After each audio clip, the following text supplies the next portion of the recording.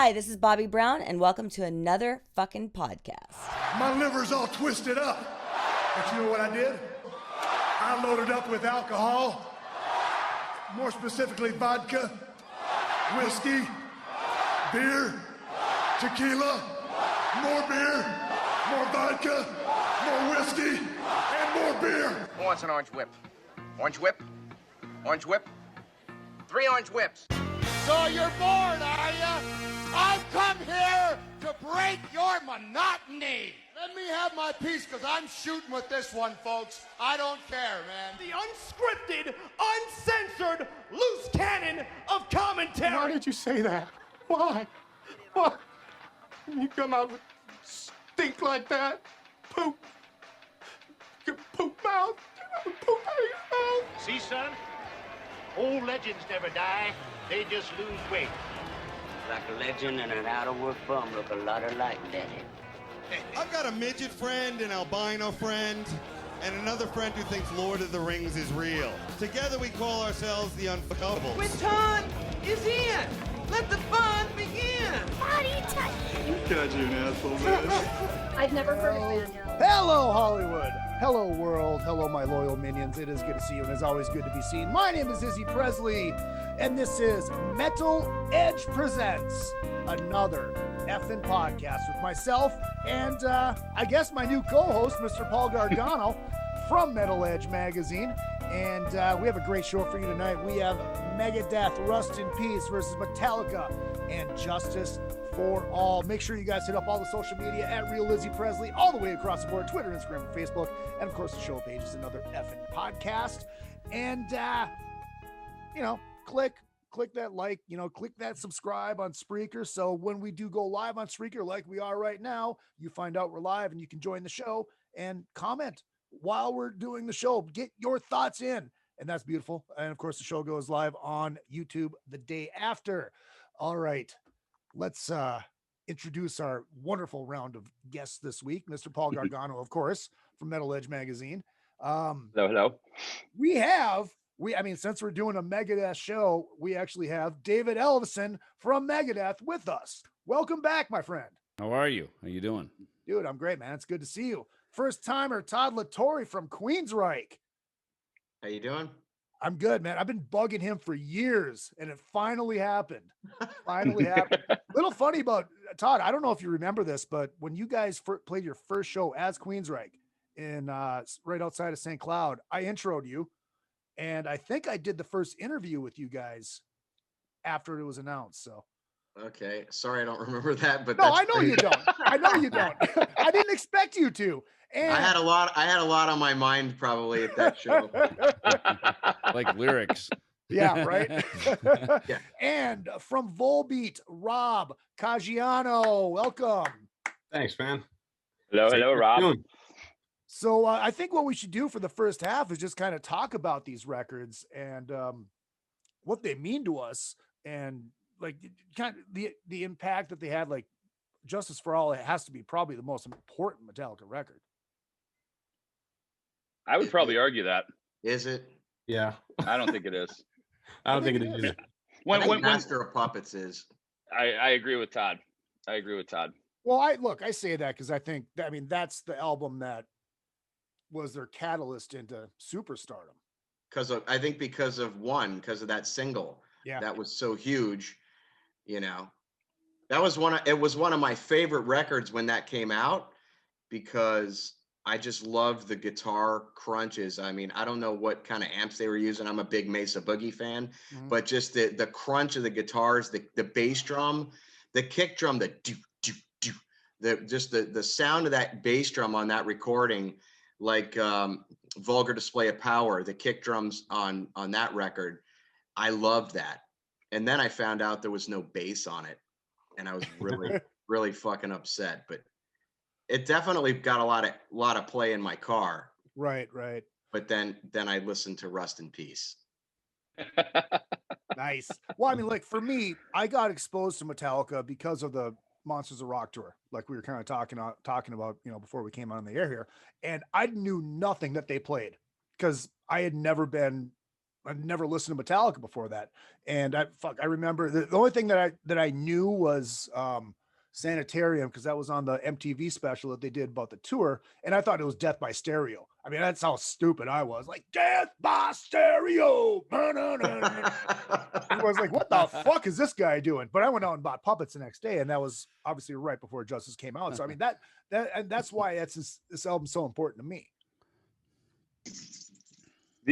And now, interesting that you said that, because I'm very, very exact same story. I was not a metal guy until I saw Metallica at Monsters of Rock, and like I knew nothing about them. And I was the guy. I took one of the party buses with a bunch of friends from high school to the Meadowlands for that show, and I was one of the guys that wanted to see Kingdom Come.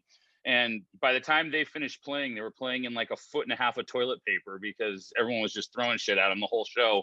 And then Metallica just changed my world. I mean, they came out and I didn't know what they were playing, but I had never seen music presented like that before. I mean, I was a rock guy. You know, I loved Bon Jovi, Def Leppard, all the stuff we talked about a couple of weeks ago.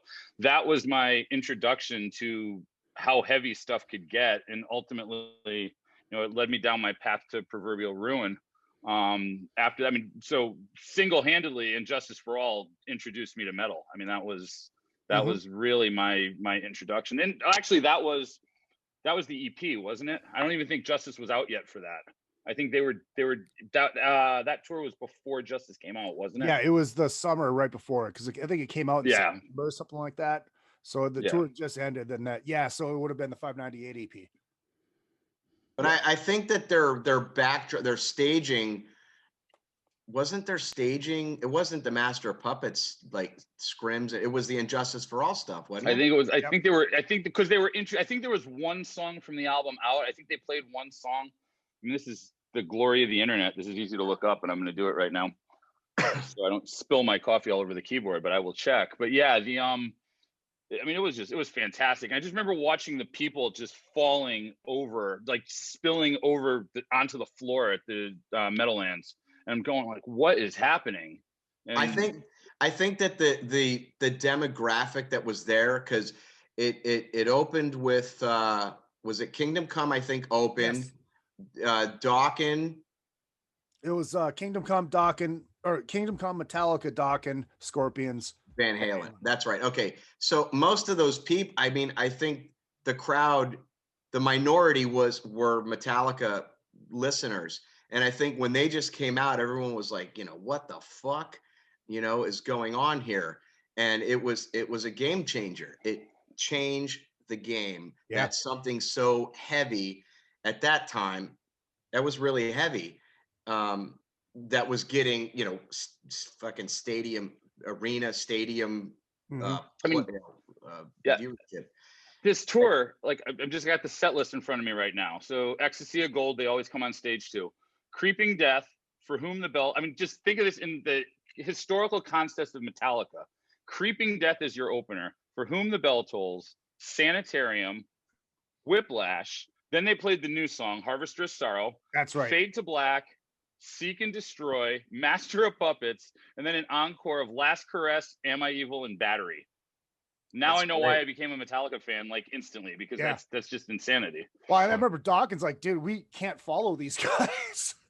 We can't follow. Can you put us on before them, because we can't follow it. David, at the time that Justice was blowing up, I mean, what did you guys think, you know, being in Megadeth, being a competing band, I guess you could say, do you think it was good for the genre? I mean, what was kind of like your thoughts on it at the time? We were on heroin at the time, so it was a little different. It was a different moment for us. Like, this is, I'm not gonna lie, this isn't, I'm pretty comfortable usually doing these podcasts. This one's a little odd because I actually have a horse in the race of what we're talking about tonight. So I got David. Was heroin like I'm a before referee. Instagram and MySpace? Yeah. Well, I say that because I remember I was really, you know, late 88 through all of 89. And then I got clean literally 3 weeks before we recorded and started tracking Rust in Peace in early 1990. And I remember when did Injustice came out, like what, late 88 or something? Yeah, right? it was like September or something like that. So I remember they came through LA, I'm going to say late January, something like that, of 89. They did 2 nights at Long Beach Arena. So I mean, you could feel them blowing up. I mean, they were and one was all over MTV. Yeah. And what I remember about that is, they were the band that swore they would never do videos. Right. And I remember Slash was actually over at the apartment with me and Dave, and we were talking about that. He said, they said they would never do that. Like, there was kind of this feeling that was Metallica defecting from the path, This is a band that said we'll never do videos, and that was a big thing we and Lars was always really big on, we're going to do it. We did it our way. And they really did. I mean, like we were just talking about with that tour. I did not see that tour, that show when it came through. It would have played the LA Coliseum, I guess, at the time. Like Todd, I listened to Injustice for All daily in my car. I had a little Pontiac Fiero with a really good stereo. And I'd listen to it every day. And I agree that kick drum. That's why when I heard I was introduced to Pantera in mid '88 when I went down to Fort Worth and Dallas in like summer of '88, and they were on the Power Metal album, and there was a very different Pantera. If people aren't familiar with that record, that was very kind of their Van Halen beats. They were a little bit. It wasn't thrash, and it was kind of almost Van Halen ish kind of stuff. And then I remember because we had time about joining Megadeth, because we were down to me, Dave, Chuck Beeler, Jeff was out of the band. We called Dime in around January of '89 to consider joining Megadeth, and he said, I'd love to. However, with me comes my brother, and we had a drummer. We had Vinny, we had Chuck rather. So, imagine if that would have turned, and it's good. Wow. I mean, so it's we reached out to Jeff Waters from Annihilator, and his band was blowing up at the time. So it's this very interesting convergence. But Metallica was clearly leading the charge for all of us. I mean, they were breaking down all the doors for. We had all gone on to major labels, meaning Slayer, Megadeth, Anthrax, Metallica. I guess maybe at that point, Exodus, Overkill on the East Coast. Testament was probably getting signed. So we were all kind of graduating up to major labels. But Metallica was just clearly, light years ahead, blowing the doors open. And here they were coming into town. The success of like I say, from that Monsters Rock tour on their own, they could probably do one arena night anyway, and then with one getting as much massive traction that it was getting on MTV, I mean, they were doing 2 nights like in almost every city. And so I remember, I say that jokingly, well, it was serious too, because I remember I was, I got up at like 5 p.m. because those are heroin hours, right? You sleep all day, right? So I remember getting go, oh shit, I got to get down to the show. And Doc McGee was managing us at the time, and so I got tickets to go down. I remember going down there, getting in to see them. I don't remember who opened, if it was Metal Church or somebody. Everybody kind of drew from the same pool, Doc and Metallica. Both managed by Q Prime. Metal Church was on Elektra. I mean, so it might have been kind of that same gene pool. I think. Well, I know when the Justice tour came through Minneapolis, it was Queensrÿche. Was it Queensrÿche? Okay, I don't think it. I mean, it may have been on that leg. I remember getting in, watching them, and just going, "Holy shit, these guys are massive." You know what I mean? Like, and I remember after the show going backstage to say hello to him, and that was when Lars introduced me to Jägermeister. I think he'd brought it over from Europe because he was the first. No one had ever had Jägermeister. He had this, and he's like, "Where's Dave?" And I said, he's home. So we got in the car actually and drove up back to the apartment and hung out. And he's like, "I want to go see Dave." So, and then I remember we went over to the bar at Sunset Marquee, which they pretty much took over for, the week while they were in town. And it was just funny because it's like, here's this guy who just got done playing a sold out show tonight. He's going to play another one tomorrow. And he's just, Lars just bounces around and just stays up all night. And, those are his hours, Yeah. And just cruising through life. And his band's the biggest thing that's out there. And, Lars on stage is a rock star, but off stage was just like this, just an easy hang. Yeah. And But yeah, that record, and KNAC, because that was still a radio station at that time, terrestrial, before it became a .com, and it was huge. I mean, KNAC was the big station in LA, and they played, they had mandatory Metallica Monday. I mean, just constant Metallica. And yeah, and that record, like Todd said, the kick drum was so big, in the absence of bass, the kick drum kind of made up for it because it ate up a lot of sonic room. And there was always this, if they go gotta if we go woo, woo, woo, there was an overload. You know what I'm talking about? Yeah, there was. Yeah. So gotta, just any of this woo, woo. And it was like, even like today, I was kind of refreshing a few songs, and on my little laptop, I'm like, oh, there it is. It's like overloading.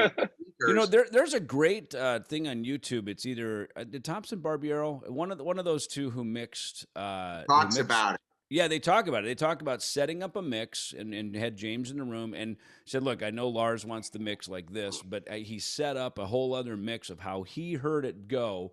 And, kind of had James on his side, and then they brought Lars in, and he goes, "What are you doing? Like, change that. That's not how I want it." And they went back to the other mix.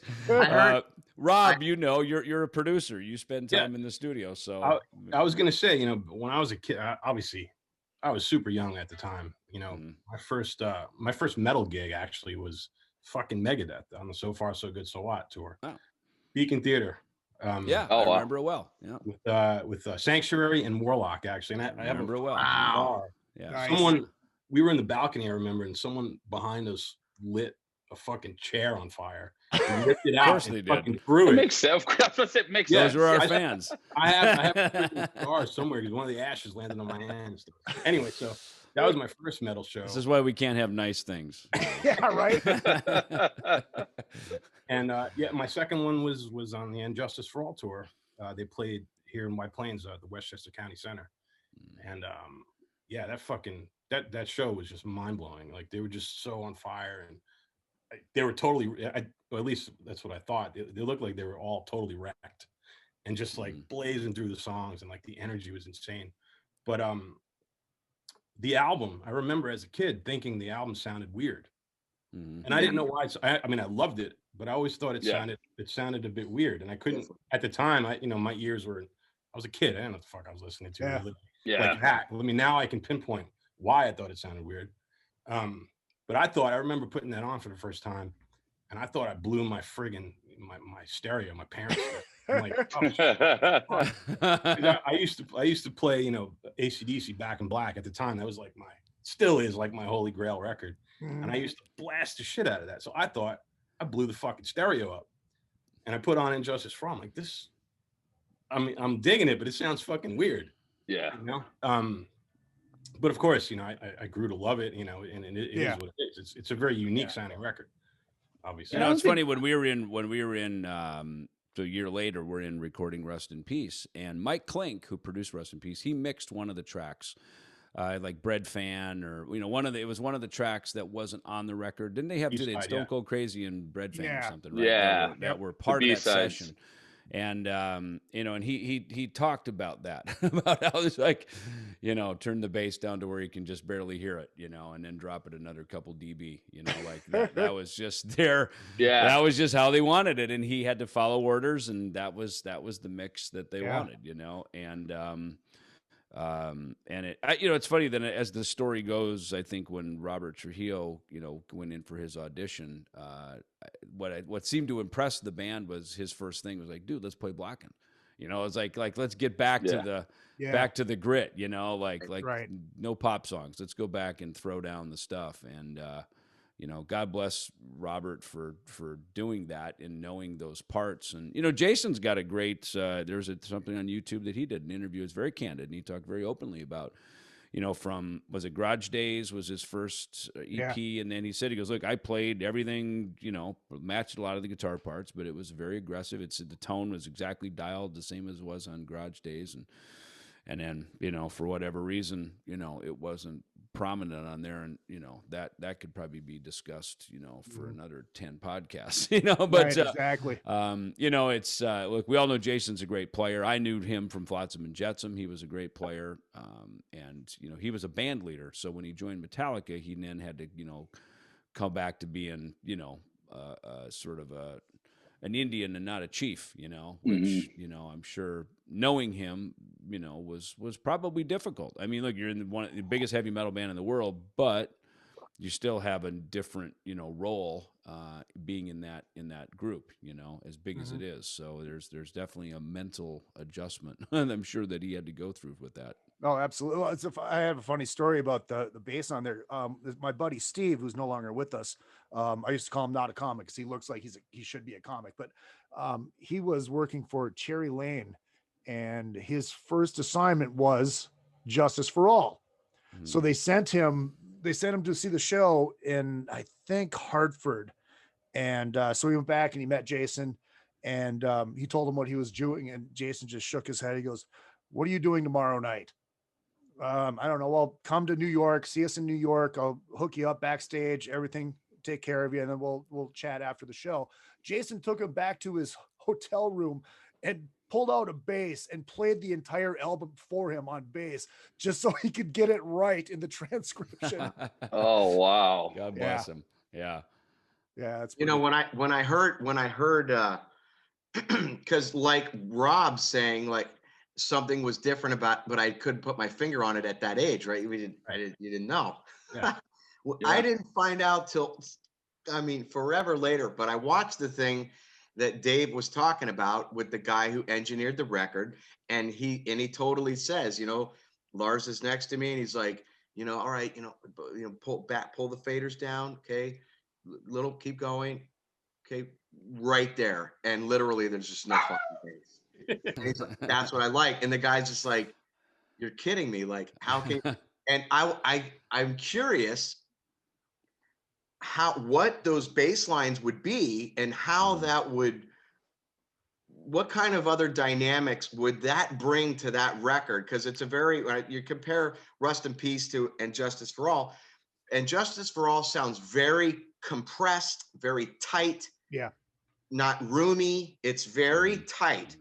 And I was like, holy shit, yeah, okay, that's the missing link that I never put my finger on, was there's no bass. And I was blown away that anyone, especially a band like that big, would actually release an album that literally there's just no bass lines. And it's weird because you're so locked into the riff and everything, and that woo, woo, that kind of overloaded sound.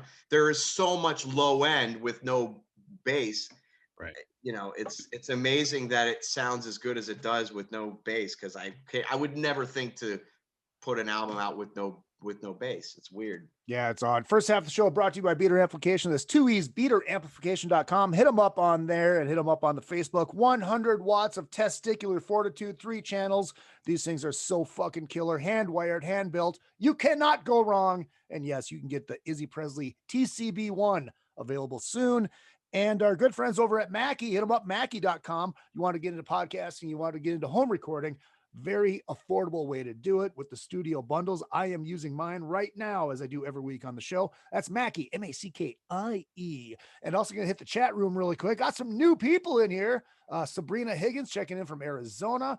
Gerald Rosenberg has been binging on the shows on YouTube. So he's a brand new listener. So thank you very much. Welcome to everybody. And Lori from Australia is here. Brian from Chicago.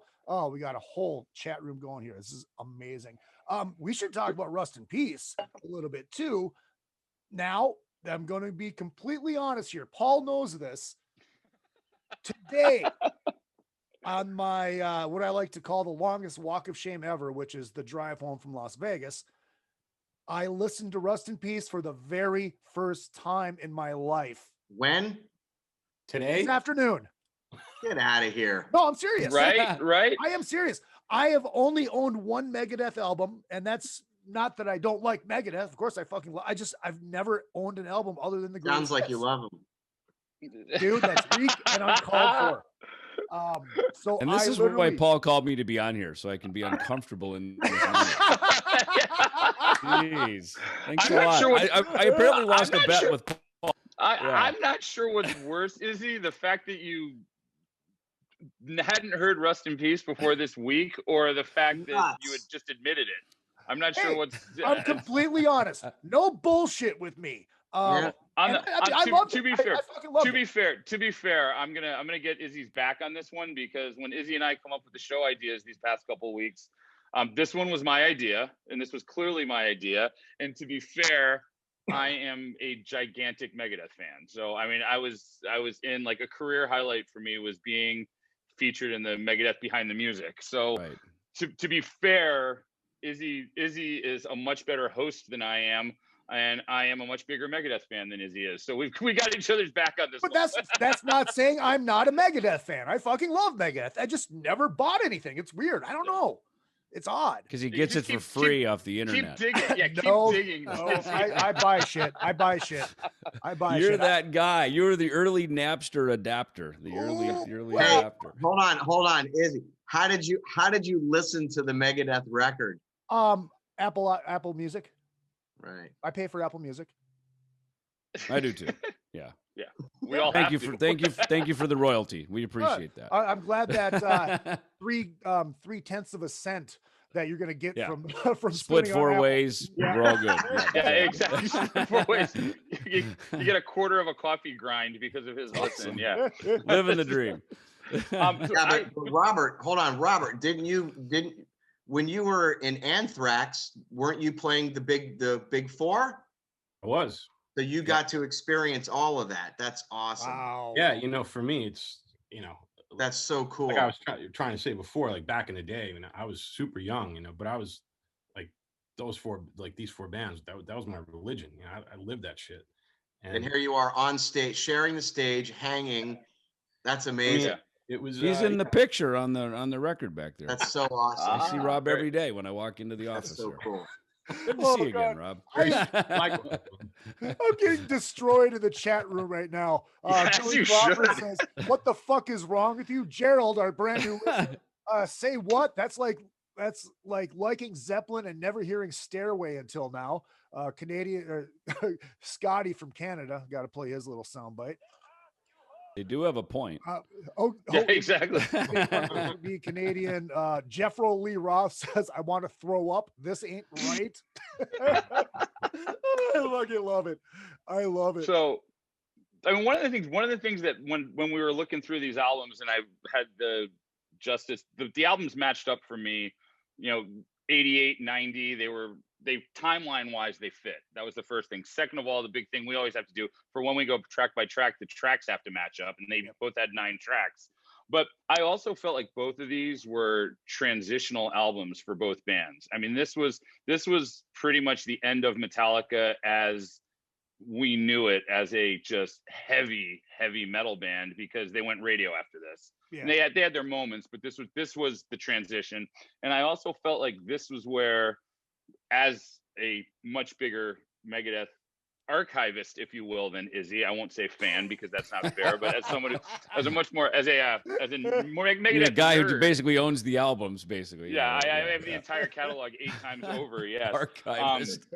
Yes, yeah, it's. Yeah, I have gone. You went to record stores, basically, is what you're saying. Yes, I still buy all the vinyl, like every version I can get. So yeah, but this was also, I felt like, a transition for Megadeth, because it got you from really this just ferocious, like almost there was a punk edge to you guys early on, and it was the faster songs and the just more brutal, and this led you into that a little bit more of a progressive musicianship realm, where like just the guitars on this, and the album just went into a different direction for you guys, where it became much more, I felt, about the music and less about the attitude. You still had the attitude, but you listen to a song like Lucretia and the guitars on that, and it's mind blowing. Agreed. And was that something you guys tried to do? Was it a reaction to what was happening? Did you did you hear that? I mean, was Dave hearing the Metallica record going, I'm going to do better than this? I'm going to upstage this? Dave never really listened to Metallica. He never really did. I mean, that was never really benchmarked. You know, it's not like he sat there and listened to it. Yeah. Whereas I think Lars would listen to Megadeth for sure. Like he'd come to shows. He is, I would say, a fan of Dave's work, you know, and likes, you know, what Dave, you know, puts out. So,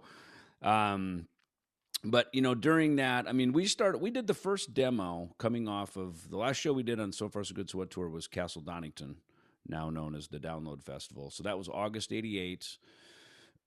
Came home, we went to rehab. We left rehab after 3 days and went right back in the studio and started working on it. Said, yeah, rehab's not for us. We're writing the state-of-the-art speed metal album. This rehab thing's got to go. So we went right back into writing. But we wrote Holy Wars. And it's funny, Holy Wars, it took a while to write, like a few, you know, I don't know, a week or two. But it's, you know, these things start with a riff and another riff, and then there's a lot of carving and trimming and snipping and, you know, recreating. And then we went into Amigo Studios, and so we tracked Holy Wars, Polaris.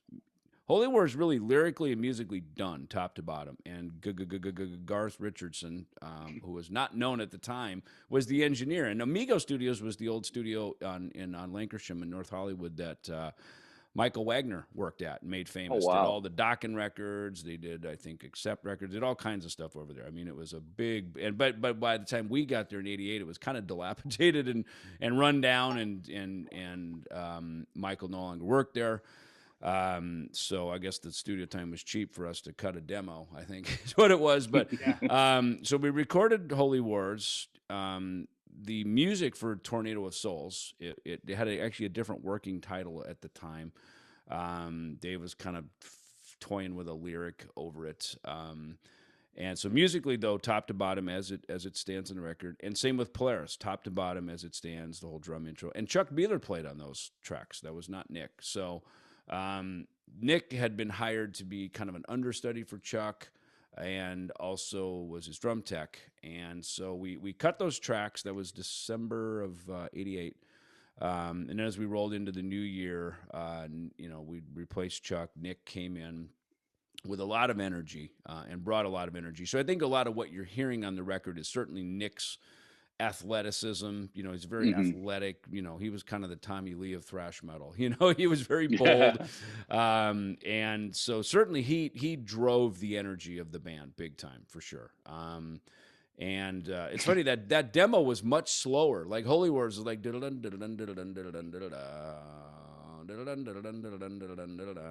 right. So the tempos were really pulled back quite a bit. And then Nick came in the band, and we sped him up. And then, so we spent '89 writing the record, writing the rest of the material. In December of '89, we were clean-ish.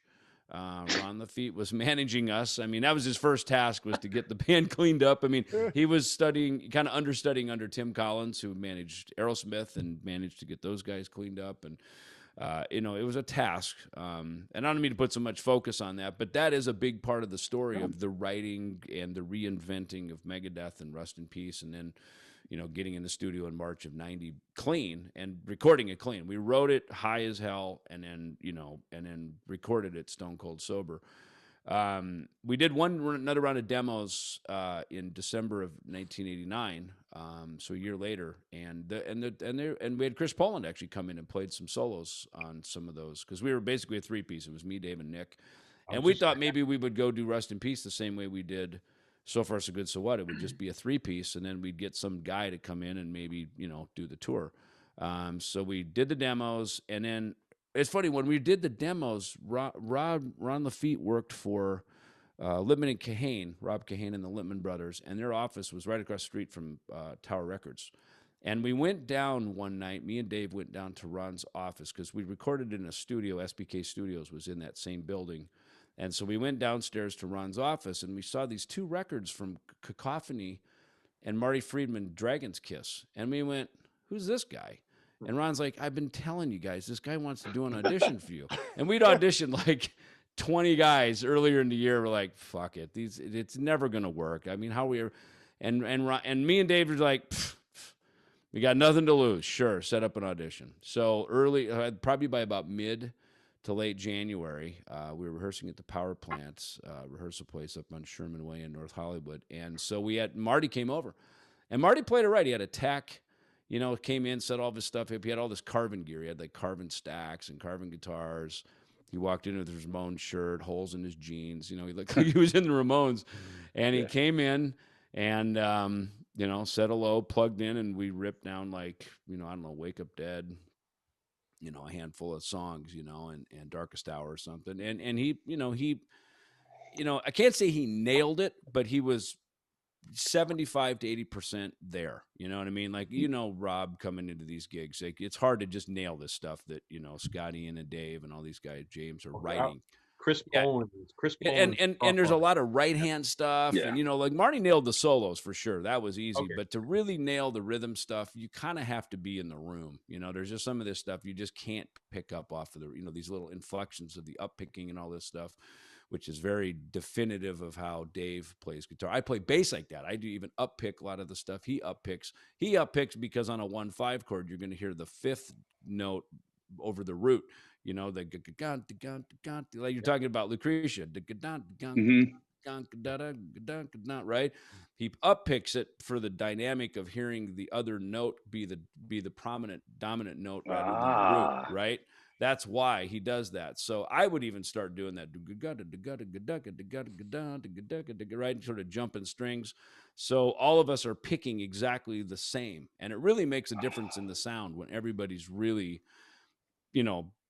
plucking the string and attacking the instrument in the same method. So that's really what you hear on Rust in Peace is this synchronicity of us doing it. And it was me, Dave, and Nick obviously recorded Rust in Peace. Marty played some rhythm guitar. He was pretty obviously new in the band. January, we brought him in.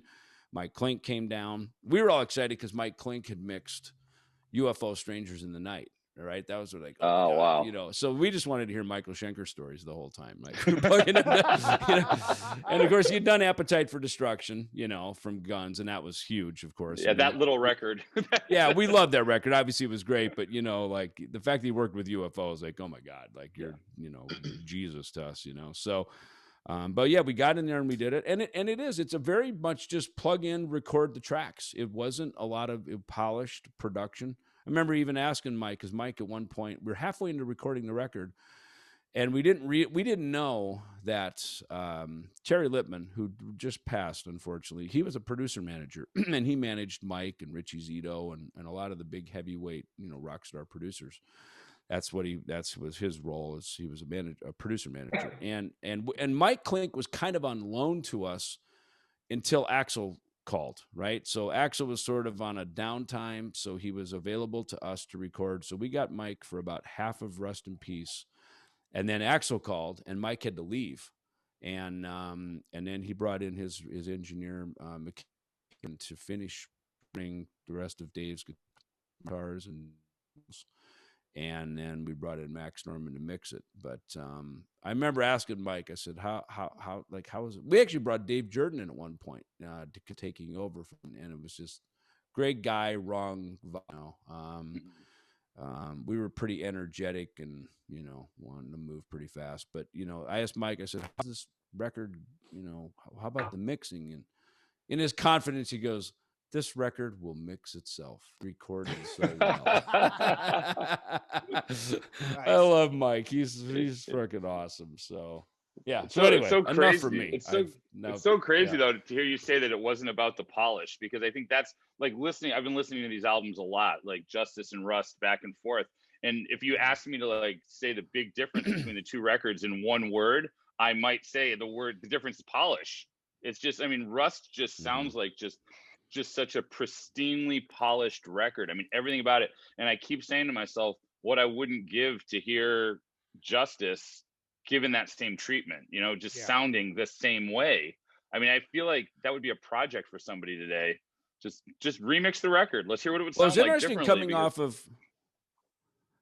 off of like So Far So Good So What, which had Michael Wagner mix that, and it was very polished, too polished. And it's interesting because Michael Wagner had mixed Master of Puppets under James and Lars's direction. Obviously more probably more direction from them than what me and Dave gave them. In fact, me and Dave would go in and pull the polish back. Jeff Young would go in after us and tell Wagner to slick it up. Right? He was working literally. In Jeff Young's mind, he heard a Dokken record, and me and Dave's mind, we heard a very dry. In fact, when Paul Lanny mixed So Far So Good So What, it was too dry. We went up to Bearsville to go mix it, and it was too dry. This got to have more.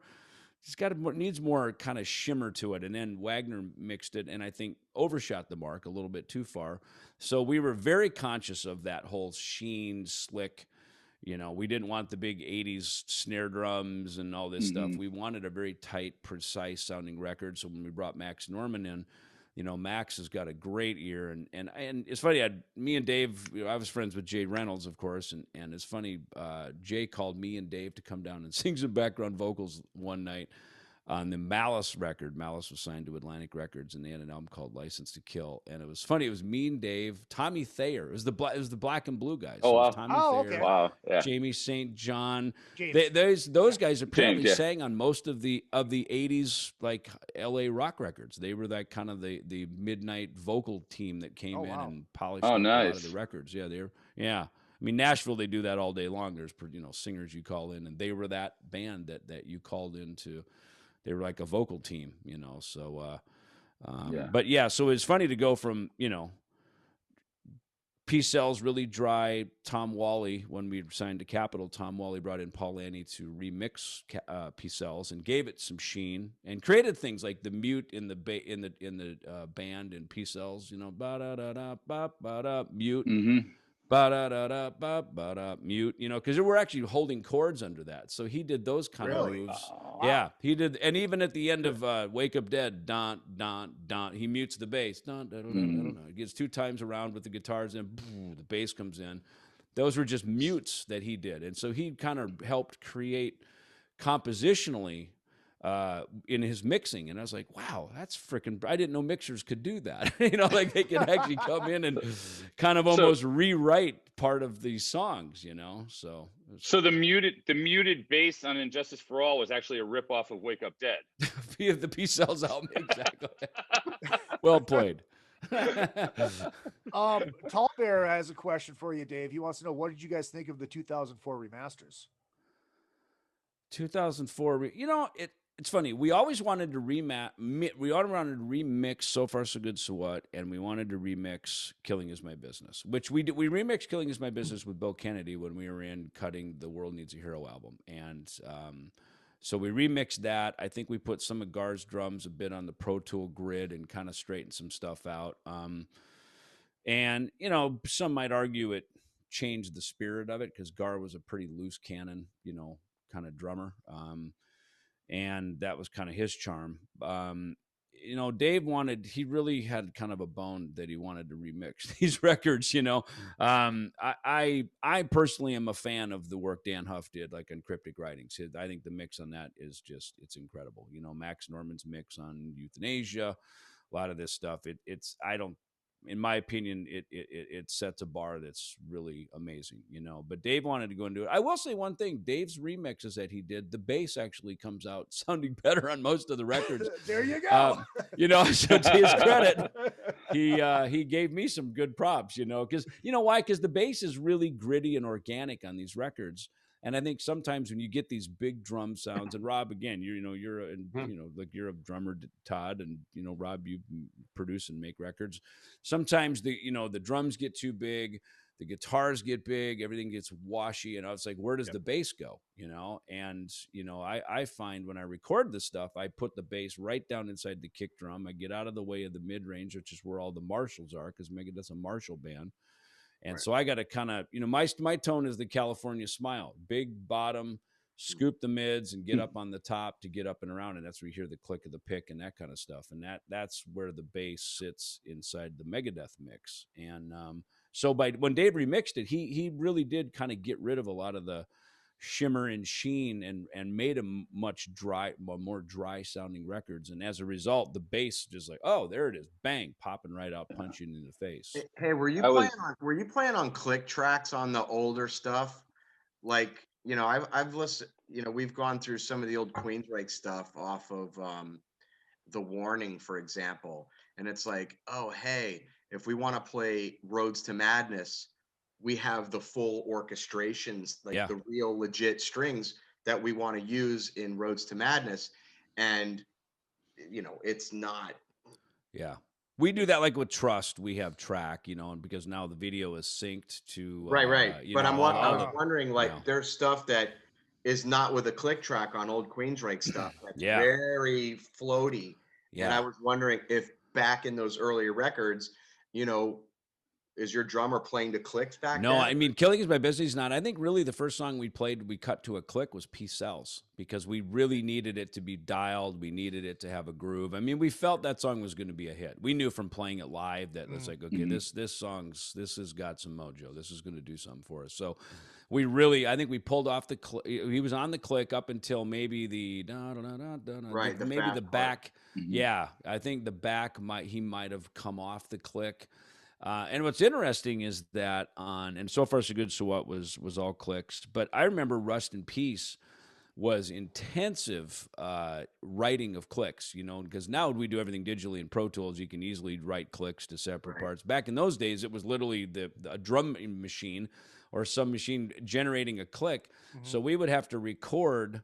You know, we called Five Magics the master of five tempos because it literally had like five tempos. And when we would record it, me and Nick, me and Dave laid down scratches to the clicks to make sure the tempos were all proper. So Clink would print a click to a track. Me and Dave played the bass and guitar to it, and then me and Nick went out and cut all the drum tracks. I stood there with Nick and played through everything, and we would take 3 takes of every section, and you know that's how we recorded. We didn't just record it top to bottom. Spoiler alert. We had to go in and cut all these pieces. So like Five Magics, there's literally like 5 different tempos in that song, and so we would record 3 takes of every section. New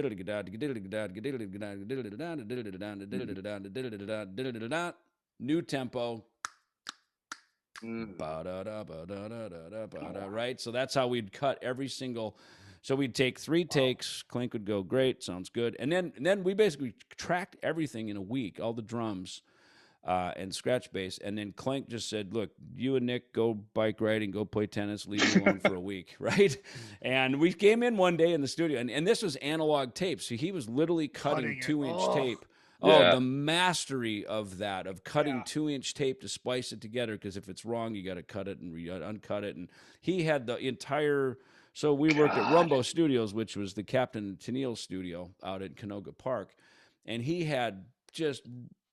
like strips of tape hanging all around the entire control room, which was massive. I mean, it was a massive room, and he had, and it just, and he knew he had them all cataloged. He knew which was which take, which that one went with that one, and I got to grab this one from over here. That's a whole nother art. Oh my God, it was incredible. I mean, honestly. That's the mastery of making that record, you know. I mean, yeah, great. Wow. The songs are there, the parts. I mean, talk about a fifth Beatle, and the work that he did on that record was just it was mind numbing putting that record together. And he had it all in his head. He had it all written down. He was making these notes, and it was. And I talked to Max Norman. It's funny because he had talked about when he mixed it. There were a couple of times where like a snare didn't match completely from like one take to another take, you know, and Rob, you know, all of a sudden there's a splice of a tape. It's like, whoa, what the hell? How come that snare is slightly different? So Max would have to go in and, you know, right in the middle of a song, all of a sudden do a snare adjustment, you know, because of that. And that's just engineer stuff. But yeah, Rob, you're nodding your head, smiling, you know, when you're piecing pieces together, you know. I remember. Go ahead. Go, Todd. Go. I was just gonna say, you know, when I played drums on the last record we did, and I remember, you know, I was playing something, and Zeus, our producer, he goes, he said something like, yeah, you're really, you know, you're cracking the snare good. And I said, yeah, because I know what it was. I was playing something, and I had to do a count, and I went, got my sticks, not thinking of the overheads. Yeah, right. You know, and he's like, stop. He's like, dude. And I was like, fuck, yeah, okay, sorry, hold on. And so I went back and I did it.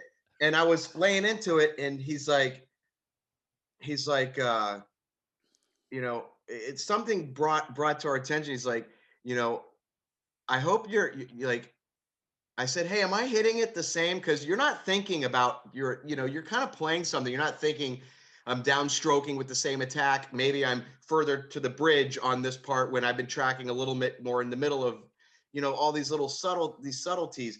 And I was playing, and he's like, dude, have you been hitting the snare the same way every time? I'm like, I think so. I don't know, man. I'm just playing, because sometimes I rim shot every time I hit the snare. It's 10 times the volume. Yeah. And so every time I hit, it's got to be the same. And you'll be like, okay, I like that take there. And you're like, he's like, no, dude, you missed it. Okay, we got to go back and you got to do those fine tooth adjustments that you don't. And it reminded me of when Dave was just talking about, string skipping and like up picking something, right?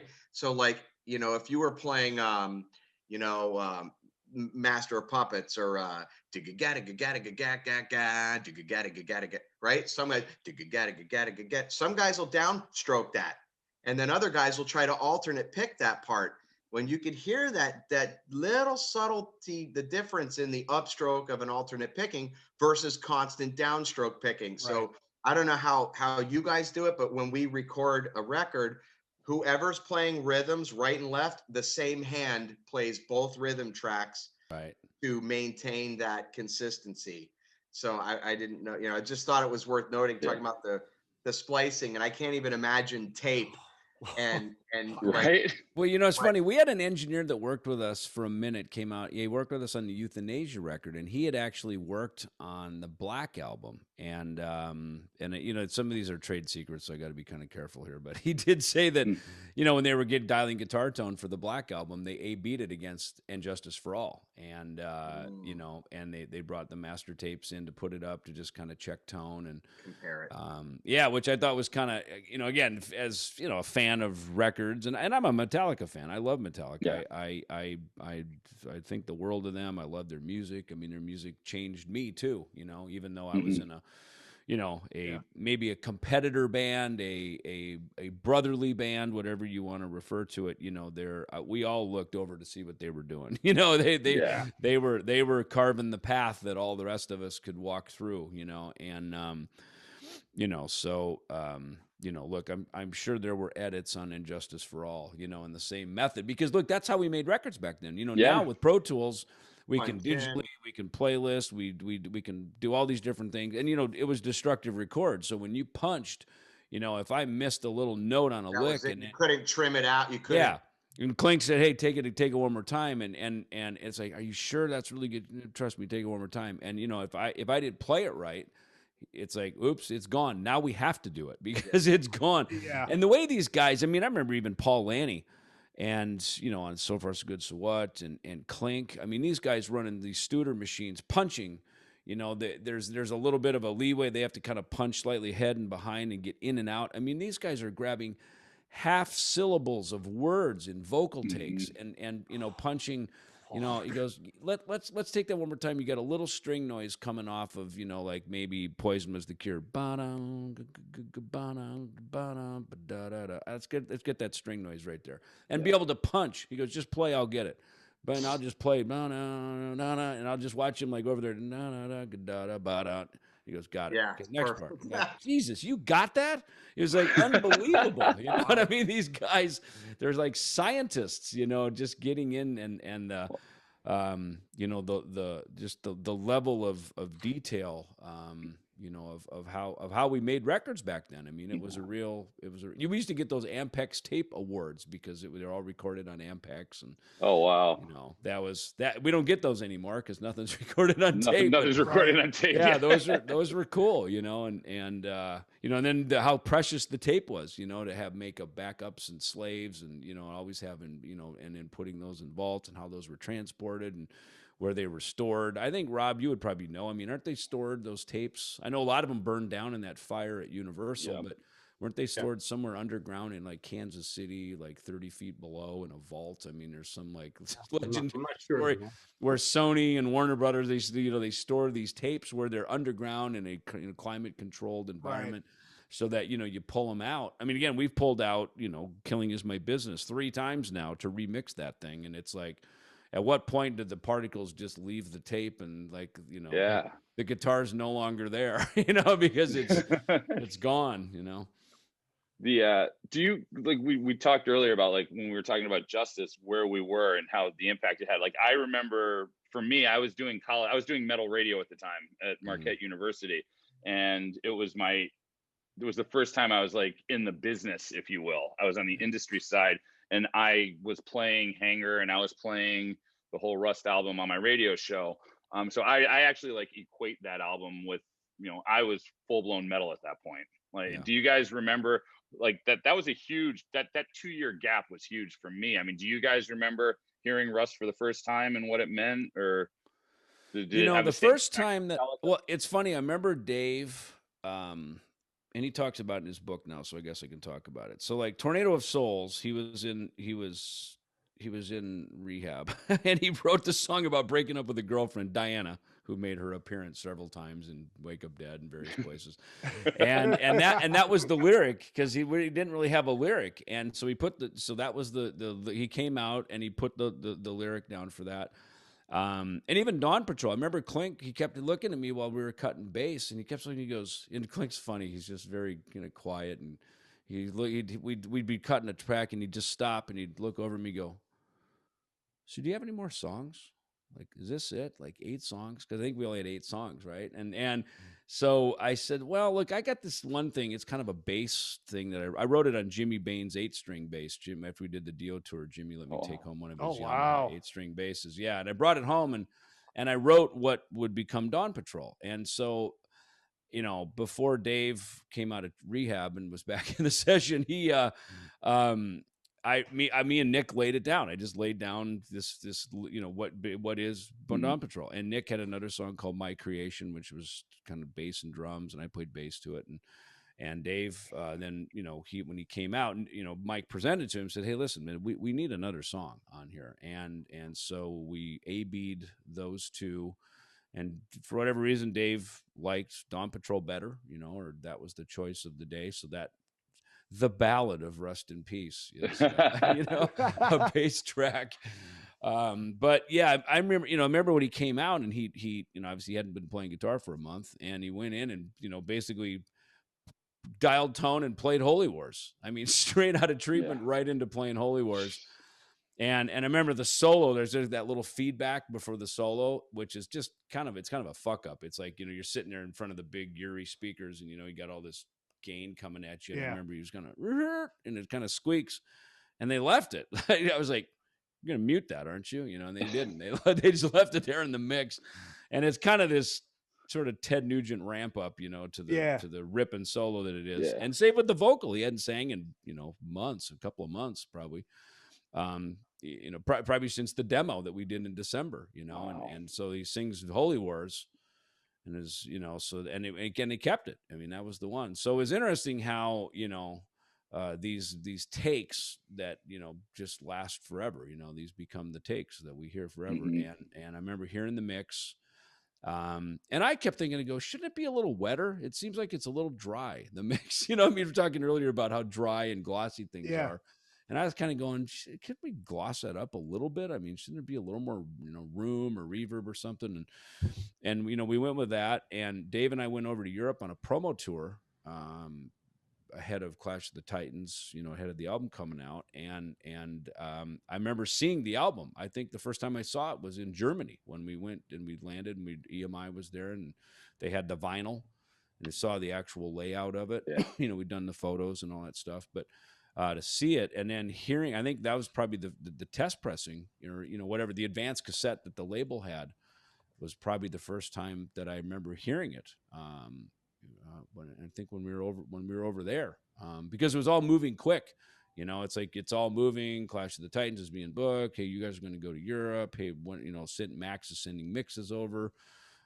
So I think by that time is when we finally had the mixes and I finally heard it. So journalists probably heard it the same time that we heard it. I mean, Dave was obviously checking mixes, with Max, but then sequence it and put it all together and, and do all that you do with mastering with the, and back in those days, you'd actually go into a mastering room and you'd sit there as they cut the lacquer, because they were printing, vinyl off of the lacquer. So, the mastering guys, that's a whole other level. These mastering guys that could really dial, that was almost a whole day to really dial things in. And the one thing they did always like about Megadeth records, we didn't have very many songs on them, but those mastering guys loved that because it made the grooves wider and the low end was better on the records. Yeah. So we got a hall pass on only putting 8 or 9 songs on our records. Yep. Yep. I saw that Clash of the Titans tour. It was fucking awesome. Yeah. That was Thank an you. amazing tour. Where was it? What, were you living in Florida at the time? Yeah, I think it was at like Lakeland or something. Lakeland yeah, Civic that was Center, the last one. Yeah, that was the last show of the tour. Yeah, it was a good one. Yeah. That was I saw it at, yeah. I was Lake Compounds in Connecticut. We used to this band that I used to play in back in the day. We covered Holy Wars, and during like sound checks or whatever, I'd always go like when we done the Dawn Patrol. We used to go doing this, and we'd go. We used to cover some songs off of this funny. record. And, as a drummer, like I remember learning the entire record, like lick for lick, and I was really proud of learning that stuff, and I still love it to this day. I still listen to all that old stuff. Yeah. And I think Lars is a fantastic drummer. I know a lot of people have given him a hard time. He's a great writer. He's a conceptualist. He's a visionary. I mean, I love listening to his stuff on the Metallica records, and I he's entertaining. He's fun, and I think he plays what the songs call for. There's a lot of overplaying, and if you listen to that, I mean, if you listen to like, what's one of the? I know we're going to go through the whole list here, but one of the last songs on Injustice for All, it's your dear mother, dear father. Yeah. I mean, the footwork on that is like, what the fuck? It's really impressive. Battery. Those kind of songs that he played on drums, I thought he was awesome. And later, it's like, even if you listen to one, he would do, where you would hit a cymbal, he would hit a tom. It's like, okay, that's kind of unorthodox. Like, I wasn't expecting that. And, he does catch a lot of shit, it seems, but I don't know, man. The guy lays the groove, and like, I don't know.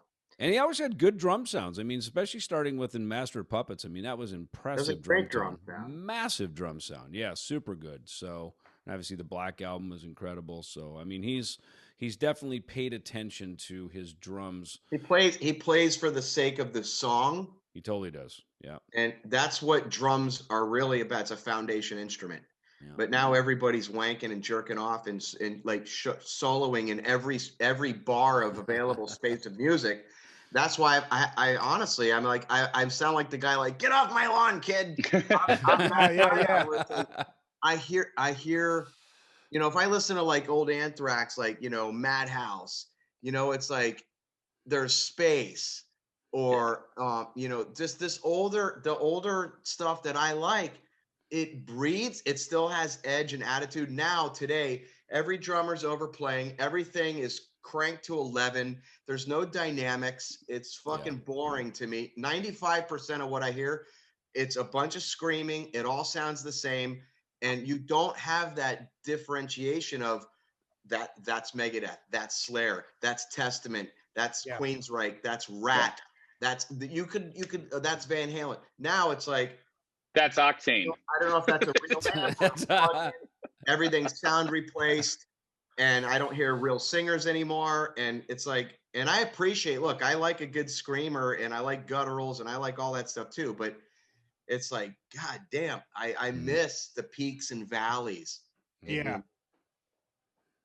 It's well said. And that's a big look. And it's the same, the recording practices. You don't have to you could have a machine do the drumming these days. I mean, and you could Yeah. basically you could take a bunch of drum takes that aren't good and make them sound great by taking the parts that worked and putting them all together. Yeah, It's and just the difference in they quantize everything, snap to a grit. In fact, it's funny because, and I know everyone here appreciates this, but especially, you know, Rob and Dave, nothing against you guys, but unless you make records, you wouldn't know some of these little things. But you know, there's when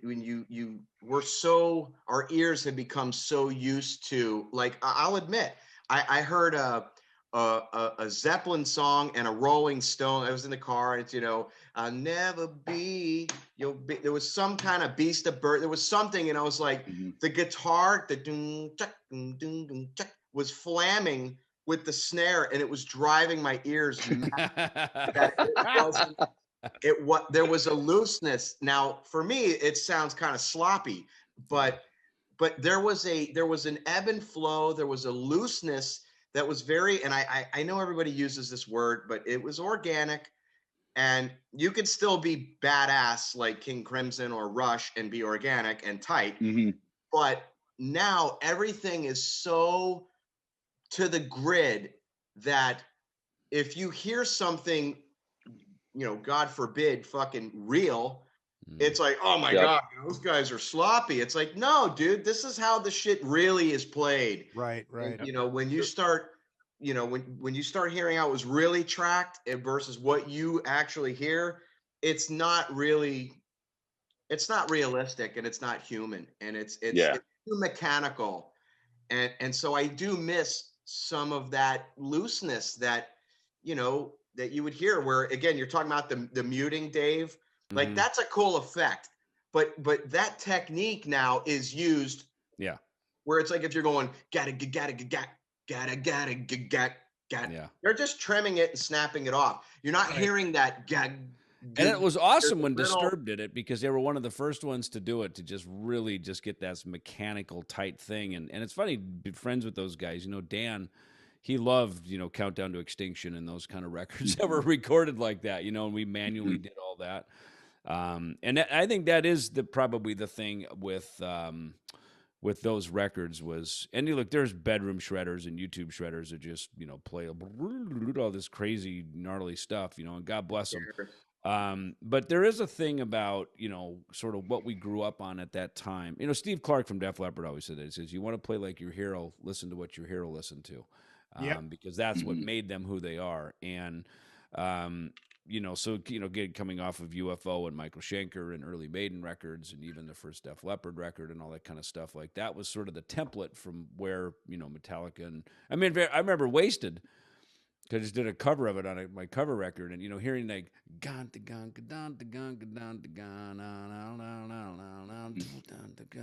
as soon as I heard, when Dave played me No Life Till Leather and I heard Mechanics, I went, oh my God, it's Wasted. Like, Lars totally copped that from Wasted, right? Because the cymbal choke, right? And the cymbal choke was a very defining Lars thing. Like, he was great at it. He'd always put it in cool spots, you know.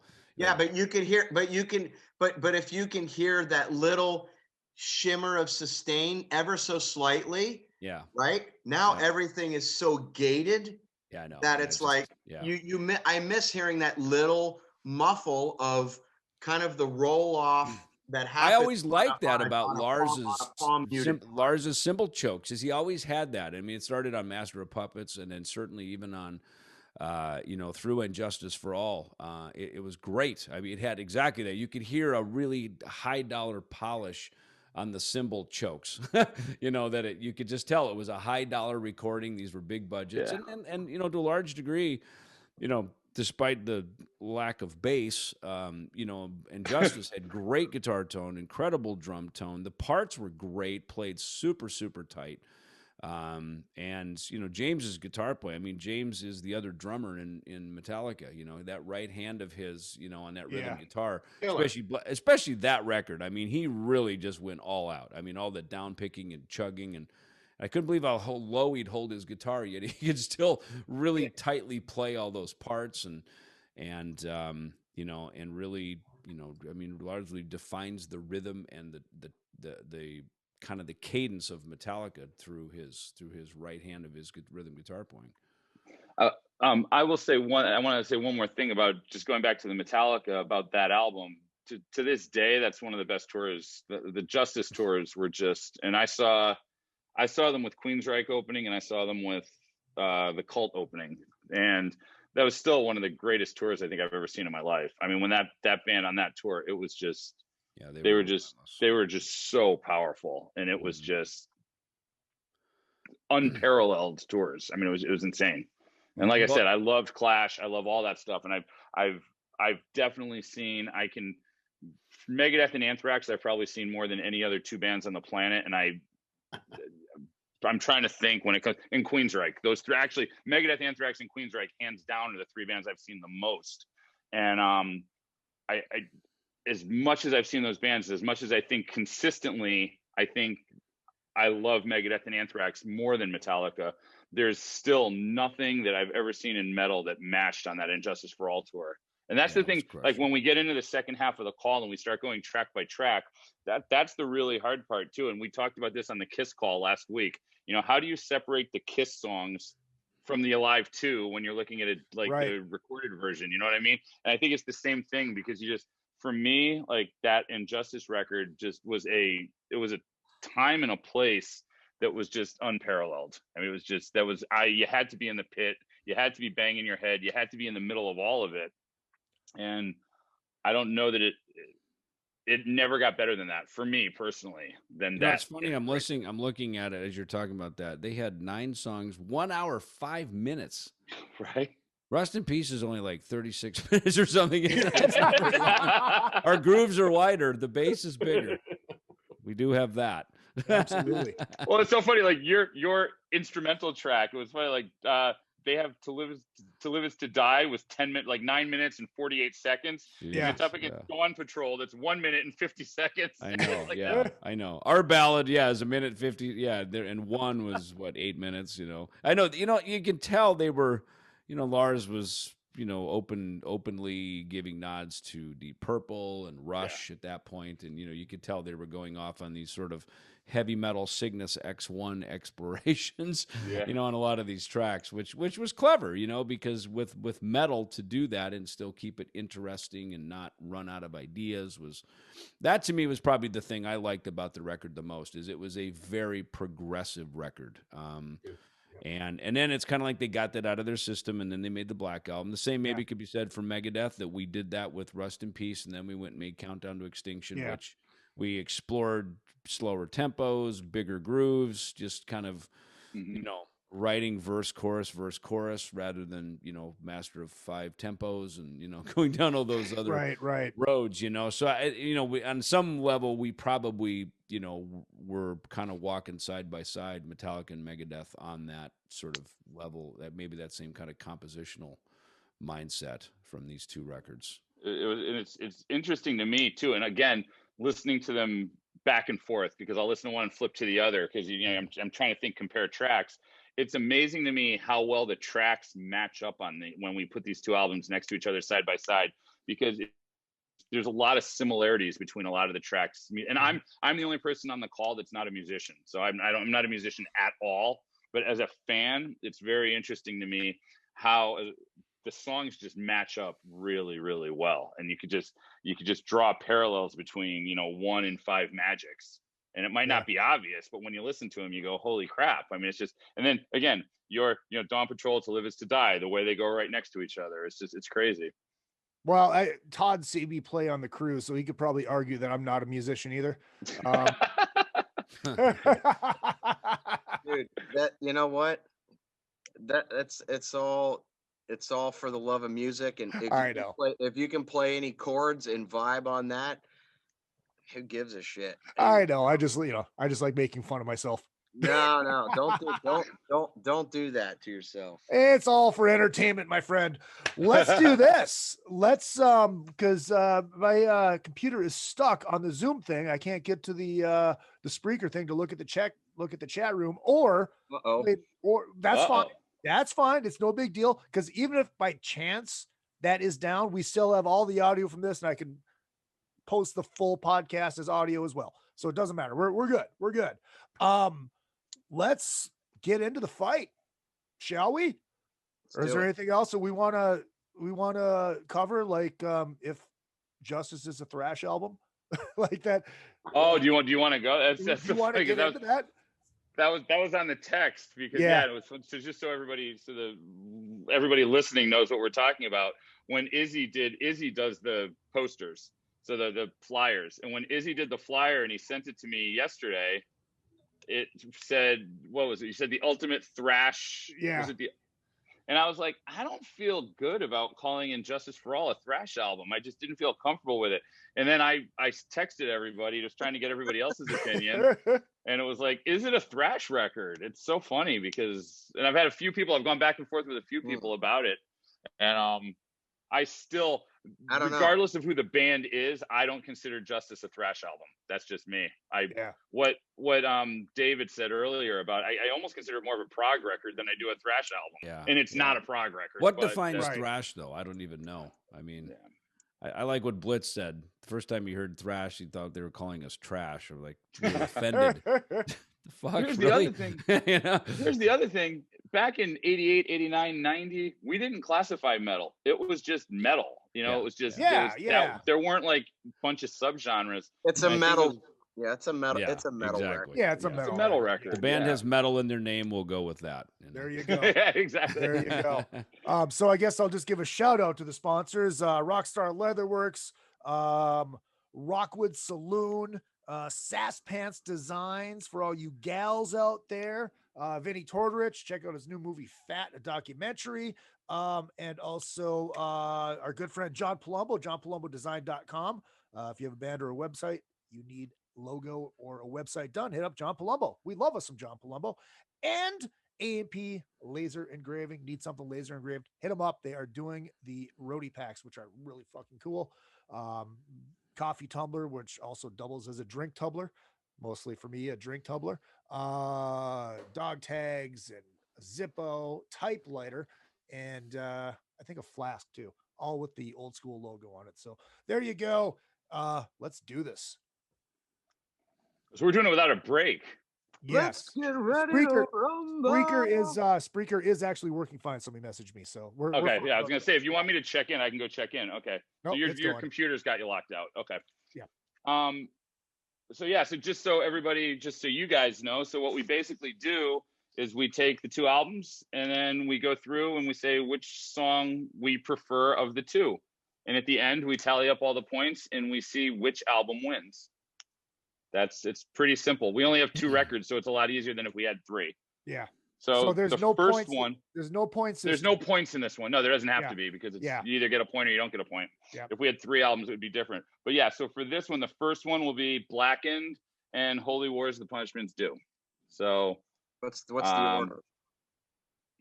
Blackened. We start with track one. No, I mean whoever wants to jump in first can go. Whoever wants to go, because all of our Zooms look different. Yeah. Okay. Well, all of our Zooms are in a different order. So Todd, if you want to go first, go. I have Holy Wars as the winner between Blackened and Holy Wars. Yay, my friend. Yay. This is obviously because I hadn't heard the entire record until today. I'm very familiar with Holy Wars. When I'm driving Lyft and somebody starts playing a rap on their phone in the back seat, I'll put on Holy Wars as a big fuck you. Blackened's a great song, but Holy Wars fucking rules.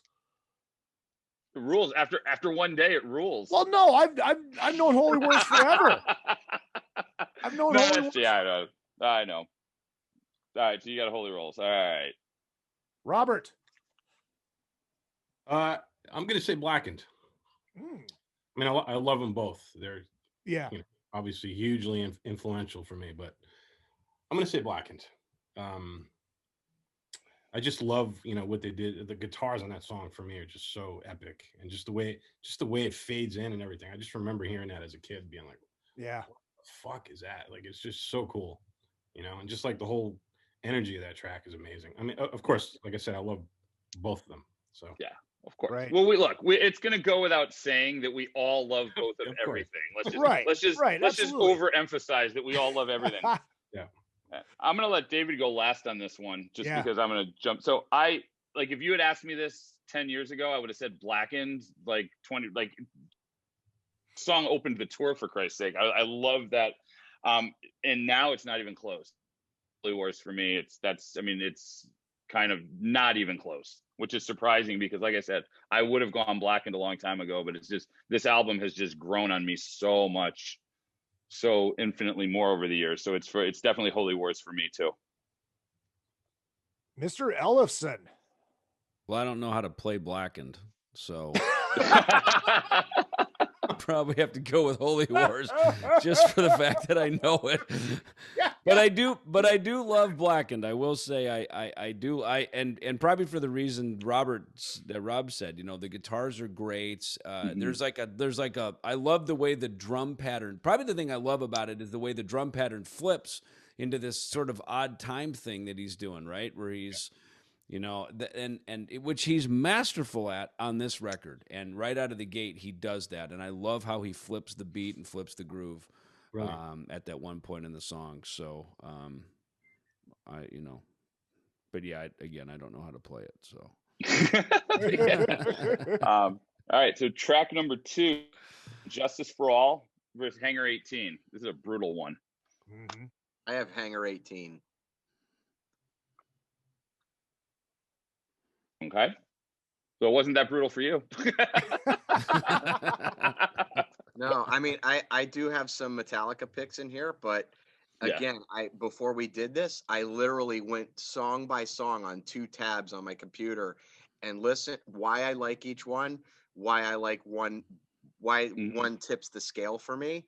And in the end, Hangar 18 for me. A lot of it go, and this sways in Metallica's favor on another song, but for me it was the dynamics and it wasn't quite as linear. And again, Marty Friedman's guitar playing to me is just, that a lot of times that just takes it over the edge for me. Again, nothing against the other one, but for me this one definitely is favored. Okay. All right. Rob, what do you got? I'm going to go Hangar 18 as well. I just think it's an amazing song. Again, of course, I love Marty Friedman's playing. Huge fan of his stuff. But yeah, I just thought that song was really catchy. It was really, really cool. And I love the whole trade-off with the solos and stuff. Just seems like it's a more potent song than Justice for All, which is awesome, but it was a little long-winded, I think. Right. For me personally, I like Justice. To me, it's not long-winded. I think that plays into the charm of it. You know what I mean? Of course. Hangar 18 is a great song, but it's Justice for me. It's Justice. It's actually Justice for me too. And it's when David brought up the progressive, this to me it's a really progressive song to me, and it's like, you talk about Rush, you talk about Deep Purple, there's times where I feel like it's almost a little like if Pink Floyd were a metal band, they might be Metallica on Justice at times. And it was, Justice, this for me is the song on the album that's just like the sweeping epic on the album. And as much as I love, it's one of the hardest decisions I had to make on the whole thing, but I'm going to give that one this one goes to Justice for me. Please stop calling it prog. I want to still enjoy this record. Yeah, you gotta understand though. My definition. I know. We had this a couple of calls ago. My definition of prog is not like, I put Queensrÿche in prog, which annoys true prog heads. It's right. It's just it's how you look at prog. And Queensrÿche is my saving grace on those Cruise to the Edges when they do them. It's like, oh my God, shit that I like. Awesome. Oh, we had King's X last year. It was awesome too. But Mr. Ellefson. Well, again, I got a pitch. I will say this. I wowould agree with what Paul said. This is the 800-pound gorilla on the record for me, and I love it. I'm trying to think. Is it the it's like it's in 6 or something, right? There's a bar of There's bars of 4 and bars of 6, right? And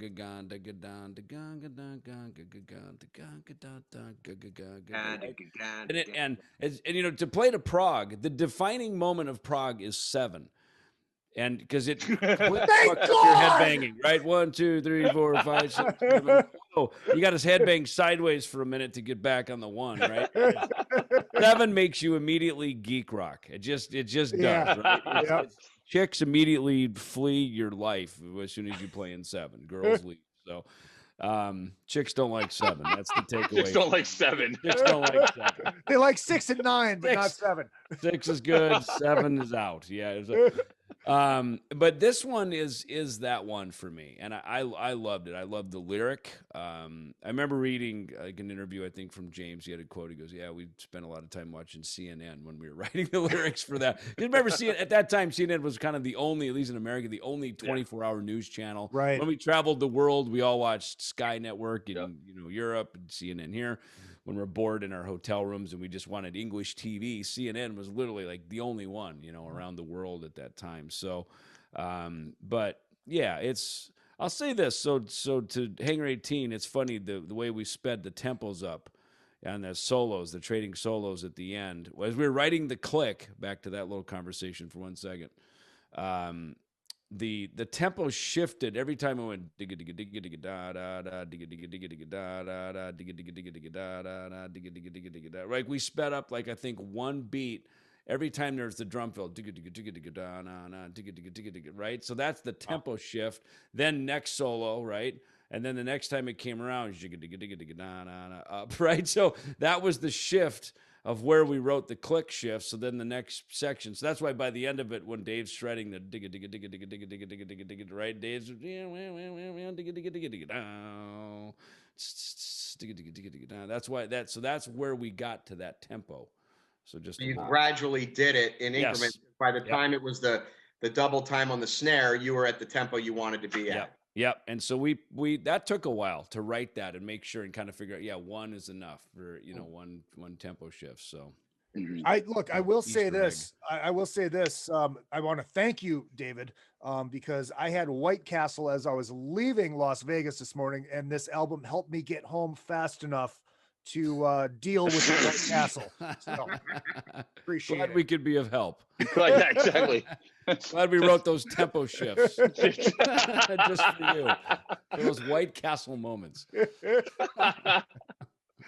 went from Izzy Presley to Shizzy Presley. Yeah, word of advice: never have White Castle when you're hungover, leaving Las Vegas and driving for 4 hours. So there you go. What do we got next? So just to be clear, David, you did go with Hangar there, though, right? Yeah, I mean, I got a pitch for the home team here. But I am a big fan of Injustice for All, in particular that song. You're like, I got a pitch for the home team. Yeah, come on.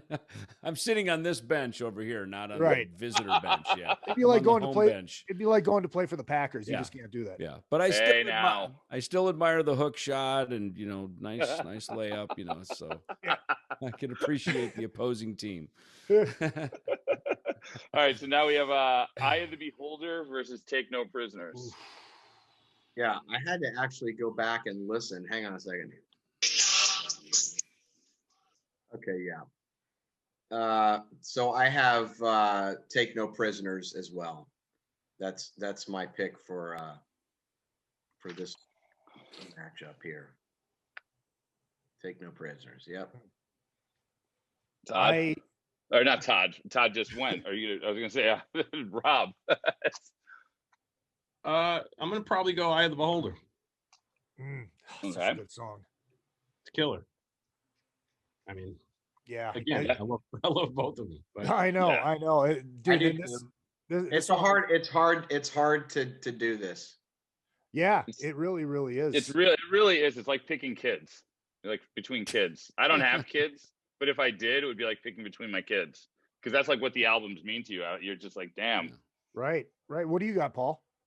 I have that one is Take No Prisoners for me. I feel like that to me is like just kind of the epitome of what the album is for me. It's just that like that ferocity and like the technical savagery all boiled into one, and I love that. And I will say this. with all due respect, this album did not age for me. I'm sorry, Injustice for All did not age for me as well as other Metallica records have aged with me, and I think it has to do with the production. Honestly, the more I listen to it, the more the production kind of dates the record for me, and it has not. Like, I could go back and I appreciate older Metallica records more than I did at the time, and this was literally my favorite album for the longest time, and it's just going back and listening to it a lot. It just did not age as well, and I think it has to do with the production. I really do. Yeah, I have to go for Take No Prisoners as well. I love Eye of the Beholder, but Take No Prisoners is just fucking amazing. I think we know what David's going. Yeah, I mean, I gotta say, just stepping back from it for a minute, Take No Prisoners is pretty freaking ferocious, you know. Yeah. And the lyric, even to sing that lyric, was pretty. It was cool. It was clever. I will say, to Dave's, to his credit, he wrote some stuff that was, people don't think like that. You know, they don't write lyrics like that. And that was one. And it was kind of risque back then. You know, very much the Panzer tanks. No shit. You know, it was like, right. Yeah. You know. I remember so all of us lined up out in the the room singing the vocals, you know, going down, you know, with the crew and everybody in there, you know, take no shit, you know, and there's a proper way to roll off the S, you know, take no business, take no shit. You had to kind of, you had to hold that before the release. Back to your White Castle moment there for a minute. Yeah, holding for the release. Well, it's a timing well of the played, release, sir. All right, so now we go to this one was the hardest one for me of all of them. 1 for Justice and 5 Magics for Rust. I'm gonna go first, and it's one. That song is just fucking iconic. It's so good. It's so, I mean, I remember watching them do it on the fucking Grammys, and I'm just like, Jesus Christ, so good, so good. It's so important. It's so huge. It's such a great, well-written song. Not that the other one isn't, but yeah, it's Metallica. And actually, let me say this: that song for metal was, like we were talking about before, so important as well, because you know, once Metallica popped on MTV, that benefited bands like Megadeth. And well, shit, I remember they were playing one on the fucking pop station, you know, because it was so big. So it's so important. Yeah. I mean, I Oh, go ahead. I don't want to cut you. No, I was just gonna jump in there, and I was gonna say, yeah, it's so crazy to me because I've flip-flopped on these two just in my head at any given point in time. And I listen to one and I get about halfway through the song and I go, nope, it's 5 Magics. And then I get to it's just when the song kicks in and I go, oh, it's 1. And then you got the last minute of 5 Magics where you're just like, no, it's 5 Magics. This is as close to a tie as there is for me. I think I've got to go with 1 just for nostalgia over anything else. But it's just like, it is literally by a hair. I mean, it really is, but it's just, I will go with Justice on this one. Todd. I picked 1. We got a Metallica out of you. Yeah, I picked 1 and I listened to both of them. And I just think that it's more dynamic sounding. You've got the clean, you've got clean leads. You've got some melody, you know, oh my brothers. So it's singable. Yeah. And the song breathes a lot. And then, you know, you got the you know, that was a very powerful thing. I remember as a drummer, because again, I'm a drummer that just likes to sing, everyone. As a drummer, it's like, you know, 6 on the kicks. Right? And I just thought, God damn, that sounds, again, unless you were listening to maybe Racer X or more, you know, Death and old, you know, heavier stuff. That was, and again, you talk about this iconic video with this guy with no arms and no legs. And so visually, it's impacting. And the jocks in high school that would make fun of me for listening to the heavier music, now all of a sudden they're liking it, and I was kind of like, well, fuck you, you don't deserve to like it. I was listening to this stuff early on, and you don't get to like this, and so we all know that whole like it's our secret, and then when the whole world gets to see it, it's kind of like, dude, I went to somebody a magic trick, it's like I don't know. Anyway, I picked one. They're both great songs, but in the scheme of dynamics and it's a journey of a song. It's a journey. And for that reason, I just think it's a better song. And Billy Crystal joke on the Grammys after they played it. That song, of course, was written by Steve Allen. Rob, what do you got? Yeah, I'm going to go with one for sure. I mean, in my opinion, this is like probably, I'd have to say it's probably the most important song for heavy metal. Yeah. Really kind of just took everything to another level, and it just opened the doors, It's like people that weren't listening to Metallica and Megadeth and stuff back in the day, like all those dudes' fucking girlfriends were listening to this song. They loved, like, all the people that weren't into this kind of shit was into one. You know what I mean? It really, and it also set the stage, I think, for some of their biggest songs, like The Unforgiven and Nothing Matters and stuff like that. It just really took things to another level, but it still also had that ferocious energy towards the end of the song. I mean, I don't think you couldn't have had the Black Album without one. You needed one to be able to make it to the Black Album. Yeah, absolutely. Exactly. But even that simple riff, that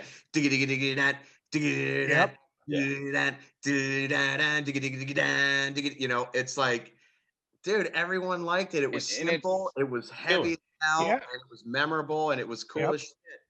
And it's impossible, going back to the Kiss live versions versus the recording versions, it is impossible to think about this song and not put yourself at a Metallica show on the Justice tour or even on the Black tour, when this song was the flares, everything.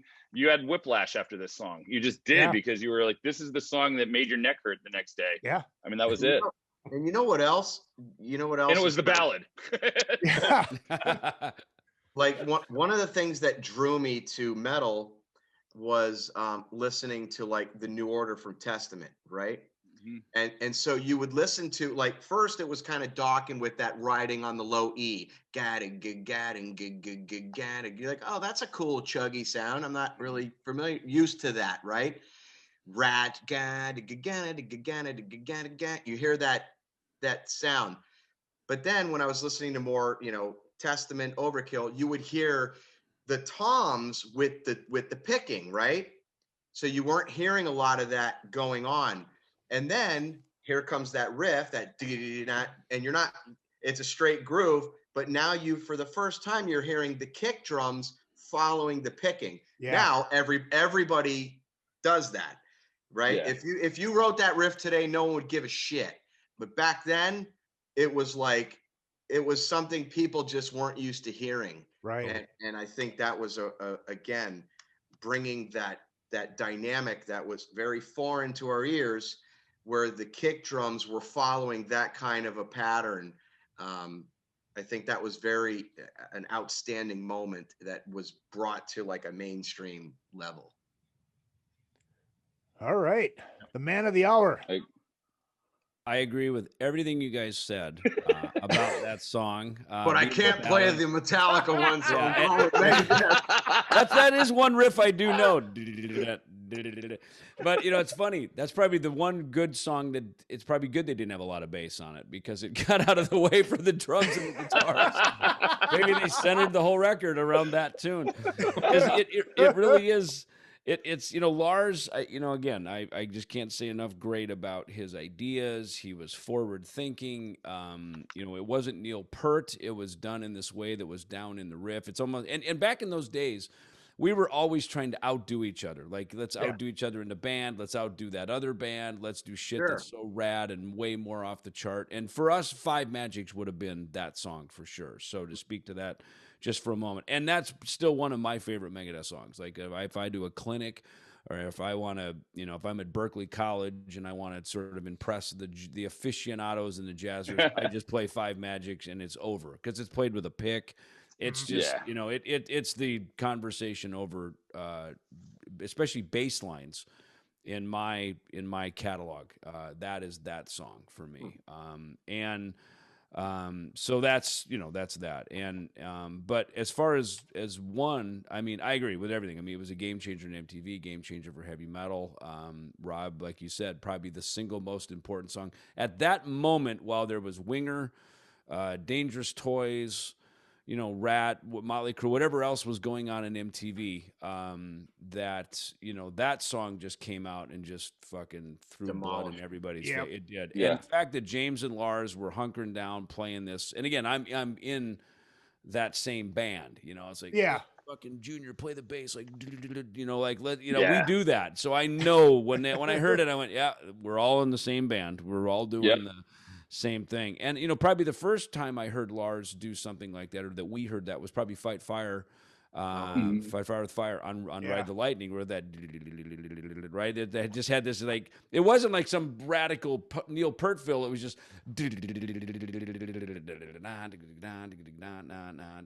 so we'd kind of heard James and Lars do this once already. Now they really took it to another level with one, and like I said, it was the ballad and it was the single, and this is the one where they broke their own rules. Like, you know, like you know, again, it's like I remember Slash saying it that day in the apartment, you know, in Hollywood. We were hanging out, and he just said, "Man, this is one thing they said they would never do." And they did it, and thank God they did it, because it you know, once they opened the door to that, I mean, God, look at how big they got, and then, you know, the path they carved for all the rest of us to follow. Thank you, Metallica. Well, then every you know, then you had Testament, putting out a ballad, and then you had, it was like, you know, I don't think Anthrax ever had. I don't think they even have a ballad. Yeah, they do. It's called Nice Fucking Ballad. And you know, one thing. What about like Black Lodge? About that song, I remember on the Load tour when they came through town here in Phoenix, and you know, they had everything in it because it was the first. It was in the round. I guess Black Album was in the round, but this was in the round, and you could see. I remember you could see kind of right down into the guitar pit was in the middle where the techs were, and you could see James and Kirk had their Roland Jazz choruses with mics on it, and so I remember when they started playing. Because it was rumored that this is, you know, be careful, this is the song that's got all the pyro. Like, they blow off more pyro than Kiss in this one song, you know. And that was their shtick with that on that tour. And I remember you know, seeing the jazz chorus there, and you know, Rob, your guitar player, and you know, hearing the clarity of that. It's like, that's how they get that fucking tone, because Metallica had groundbreaking guitar tones in the same way Boston and Eddie Van Halen and you know what I mean? Their tones were, you know, rhythm tones, and it's funny, they were rhythm tones. They weren't even lead tones, but they were rhythm tones that were just on another level. I mean, reinvented again, like you said earlier, Mesa Boogie. You know, we're like, and when they started saying, "Hey, we use Mesa heads through Marshall cabinets," like everybody ran out. I remember when Korn was out on tour with us in '95, and they had all their boogie stuff. Is like, this band definitely listened to Metallica. It's like they bought all boogies. You know, and again, that one band then changed the entire sound of the '90s. You know, they basically started nu metal. So it's how it hands from generation to the next, and how we're inspired and.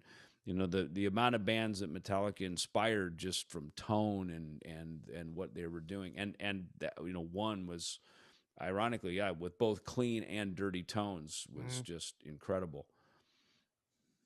Well, it allowed those heavier bands to be like, well, okay, I guess we can play something with, you know, we can play something slow and ballady. If it's done in the right Metallica way. made it legal. Right. All right, new ordinance. Yeah, we can play mellow. so Dave, is that your choice? I guess we never got the answer. But he also said Five Magics is like one of his favorite Megadeth songs. I mean, look, I'm just speaking to my love of one, and again, you know, one of the only reasons I agreed to come on this podcast, aside from I lost a bet with Paul many years ago, was to argue against myself and my own band. No, was to give praises to this album because of how much I love this album. I mean, this Injustice for All was just hugely important for me as a musician and just as a metal fan myself back in that day. But yeah, I mean, look, I got to go with Five Magics. It's too bad they lined up the same because just as a bass player, as again, of a piece of work that I'm of my recorded discography, Five Magics is literally at the top. And I know Peace Sells gets all the love. It was the famous song, blah, blah, blah, blah. But again, if I had to, you know, dress to impress for a couple of licks, Five Magics, hands down, is the one. That's the jaw dropper. Yep. Yeah. Did anyone else just notice did anyone else think it was odd the way the albums lined up? Because I just feel like they line up so well. I mean, I think one is like the most haunting track on that record. Yeah. And I feel like Five Magics is like the most insidious track on the record. It's just kind of like this. Well, and here's one other thing. Here's one other thing that pushes Five Magics over the top is when Dave says, "Wheel the wyverns in." I mean, come on. That lyric to me, I'm in the band, and I just go, fucking wyverns. I mean, like wyverns. I mean, wyverns is like beyond evil, occult, dark. Yeah. You know, and you know, this was sort of the end of the occult era of Megadeth. You know, and which was, you know, which is an interesting thing because there's this sort of this occult phase, this political phase, which certainly started with, you know, carried certainly forth with Rust in Peace. The cover clearly says it. And then there was kind of the personal lyrics, you know, of Trust, Almost Honest, kind of cryptic writings, right? So there's sort of these three lyrical, you know, topical eras of Megadeth, and Five Magics was really, this was the last occult song, you know, of Megadeth. If you went back to The Conjuring and, you know, Bad Omen and all that kind of stuff. So this was the final one. I thought. And you guys, we don't ever have to worry about you guys not playing the occult songs. We've been playing them lately. No, I know. That's what I'm saying. It's not like they're going to get pulled out of the set. Yeah. There's a bunch of bands out there now that won't play songs from earlier in their career. And they won't do it. Yeah, like Wasp. Because Blackie found Christ, he won't play Fuck Like a Beast anymore. You know, you can understand that. I mean, I kind of the same thing. I'm like, I love Blackie, and it's funny. I didn't know him until like he, you know, had his Born Again thing, and that was kind of right when I came back to Megadeth 2010 when we were doing the Rust in Peace album live, and that's when we connected. And I was kind of going, "What are you going to play?" It's like most of your songs. Right? What do you play? Yeah, what do you play? And he's got a great body of awesome songs, and I'm just like, yeesh, you know. So look, hey, God bless him. He has new convictions, you know. Yep. Yeah, I guess. Yeah, I mean, the whole Kill Fuck Die album's off the table. I mean, it's just... There's your next podcast. You dial that one up. Seriously, there dial you go. that one up. Yeah. That would actually be a fun one. All right, next song. Hey, maybe he'll sell his publishing on those songs. Yeah, right. Yeah. Next one, number 5, Shortest Straw versus Poison Was the Cure. Todd, go. I have Shortest Straw. Okay. The other one for me is probably my least favorite song on Rust in Peace. I like the I like those little chokes in between, but the vocals on that song, it's very kind of punk sounding. Even the guitar, I don't know, there's something about it that reminds me of more punk sound, which I'm not a fan of. But Shortest Straw, just that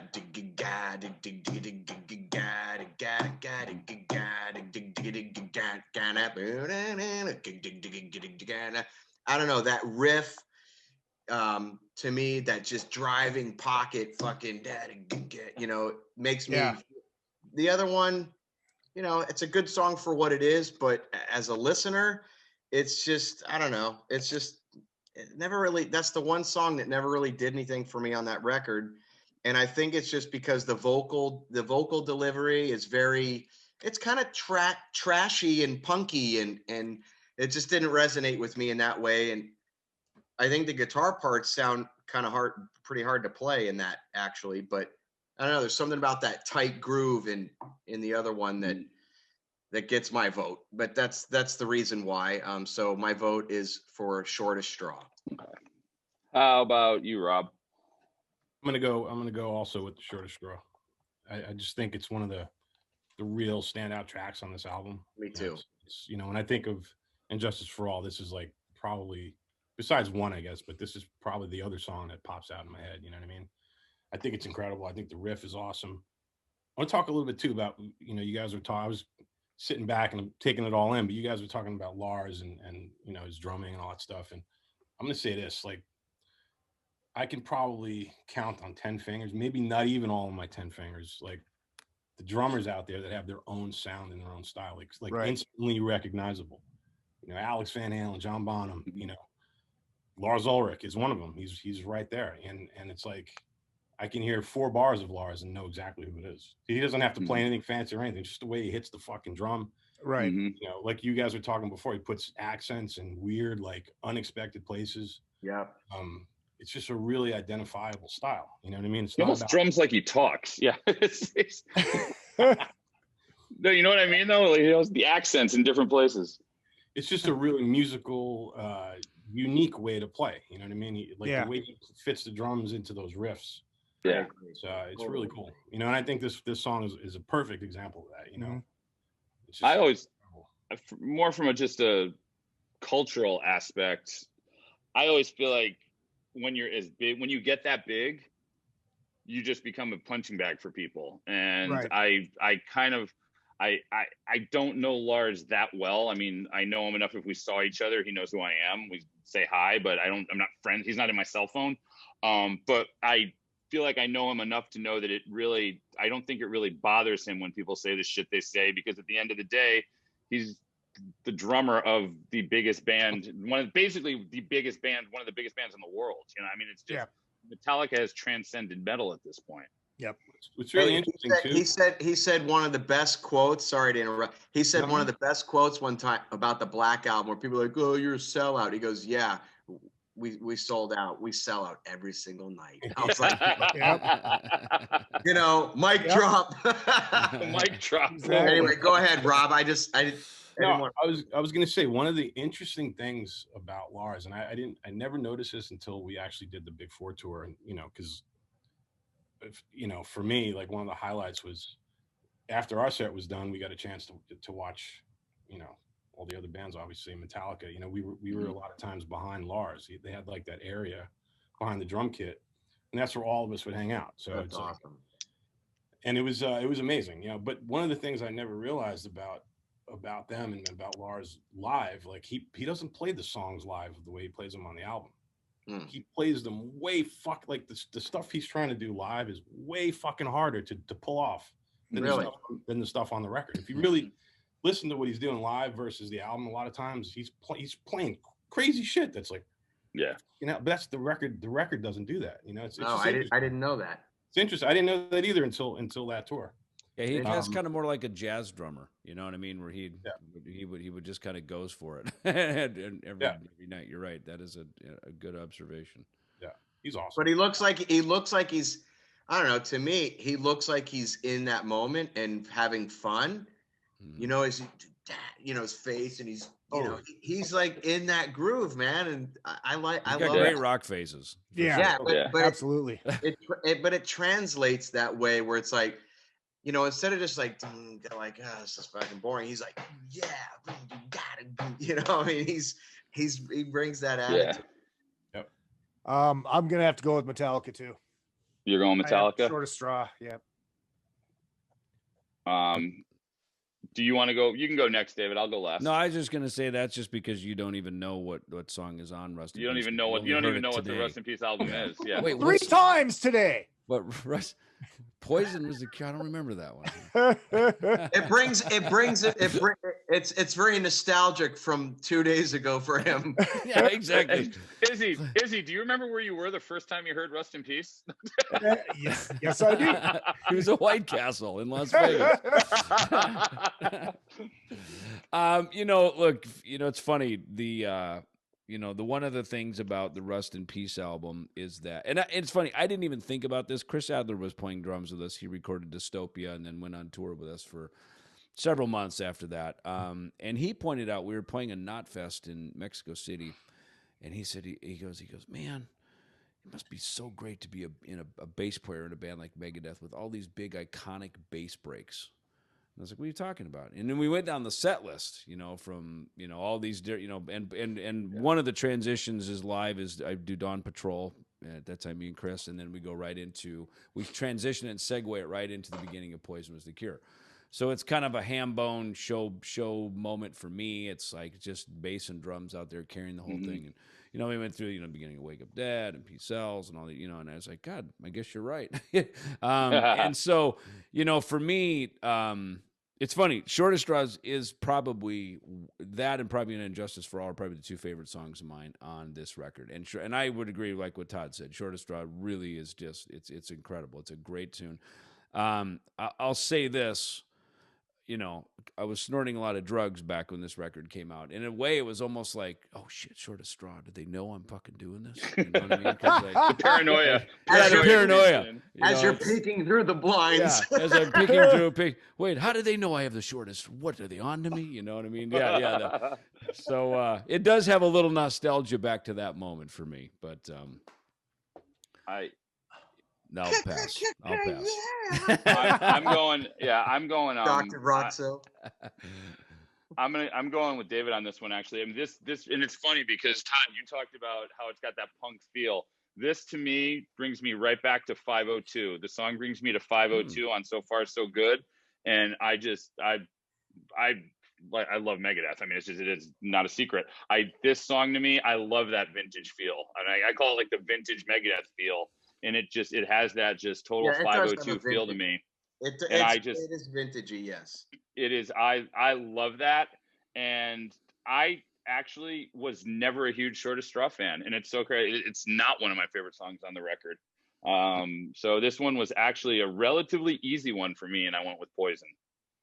That was me. So well, you're not a fucking musician, so you're my voice doesn't matter. I'm the person that buys records. So. I'm not a musician. I'm the guy in the call that bought your solo record, Todd. So, like I said, you didn't know any better. If I was a musician, I would have known not to. Right? But yeah, no. So I'm just a fan. But you know what? You do bring up that I never thought of it that way. It has that vintagey old school sound, which I could certainly appreciate. If I got to compare the two, it's the riff. It's the riff that outweighs that kind of punky sound for me on this one. Yep, totally. Yeah. All right, track number 6, Harvester of Sorrow against Lucretia. Oh, is that me? Sure. I'll go first if we want to change it up. Go ahead. Yeah, I'll go first. I mean, this is another one for me. This is Lucretia by a mile. This is one of my favorite guitar songs. This song, when they just go off on guitar at the end, I literally wet myself. It makes me wish this song makes me wish I could play guitar. It really does. And that's so this was another one that was. I like Harvester of Sorrow a lot. But Lucretia is just one of those ones that I don't think gets the attention it really deserves. I mean, I just love this track. So this is Lucretia for me. I'll go next. I'm right there with you, Paul. I'm gonna go with awesome. Yeah. Thank God a musician agrees with me. The guitars are really, really cool in this track. Yeah. Really unique. I remember, hearing that for the first time and thinking, wow, it's like you guys just went to a really cool place with that. That's kind of separate. It's different. It's a different vibe, I think, chord wise than a lot of the other stuff. It's just awesome. I love it. Yeah, I like Lucretia as well. Harvester isn't one of my favorite songs on Justice, and the 3 times through this afternoon. No, dude, I told you I listened to it fucking 3 times today. I fucking love it. But it's Lucretia. It's a, you know what? It's a good thing. It's a good thing. This is the album you hadn't heard because you wouldn't have made it through the Metallica record 3 times driving back from Vegas. That's a good point. Too long. Too long. Right? Harvester of Sorrow just gets boring to me. Yeah. I like it in the beginning, but it's like I was like, oh, come on, you know. Yeah. And yeah, they are not even in the same ballpark. And it's I mean the groove of the Megadeth song is like it's got it like it's got a kind of not a swing, but it's just got a killer groove.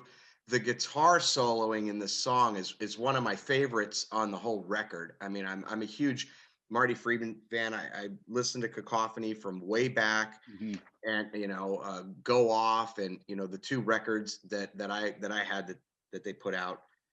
I mean, just the songwriting is 1,000 times better.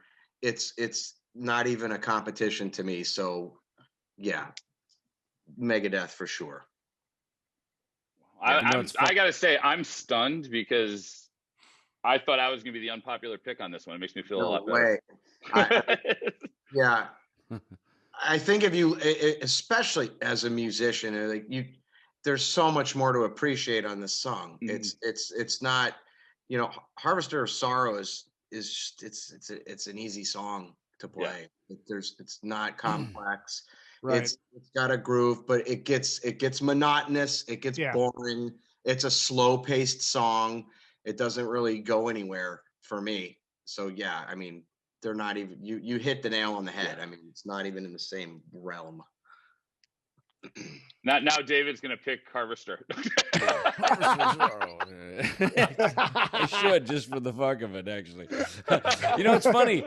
Now that I think about it, Harvester of Sorrow was kind of the precursor to Sad But True in a lot of ways. Oh, okay. The delay in the voice. Yep. Harvester of Sorrow. Right? There's kind of these trails on that. And sort of the tempo and this sort of sludging, you know, it's one of the more sludging tracks on this record, which is not a word that would describe this record at all. But yeah, I mean, look, Lucretia is one of the hardest songs to play, period. The string spacing, you know, the jumping of the strings. I mean, we bumped the tempo up. It's like, I always kind of wish we played it a couple of BPMs back a little bit from where it is, just for groove purposes. But it's obviously one of the things everybody likes about it is that it's so blistering fast. You know, but it sits right where it should to my ear. It does. No, it for sure. Yep. And it's actually Ron Lafitte's secretary, Sandra Rabin, who did the old lady laugh at the beginning. Oh, wow. Special effect. Dave's always big on these special effects. Oh, really? Well, say that again? Yeah, it was actually Ron Lafitte's secretary, Sandra Rabin, who did the old lady laugh at the beginning. We had her come in to do that. Oh, I always thought that was Dave. No, he's not sure. Wow. Wow, that's cool. I didn't know that. He does do we'll get to that later, Dawn Patrol. But yeah. All right. So 7, track 7, Frayed Ends of Sanity and Tornado of Souls.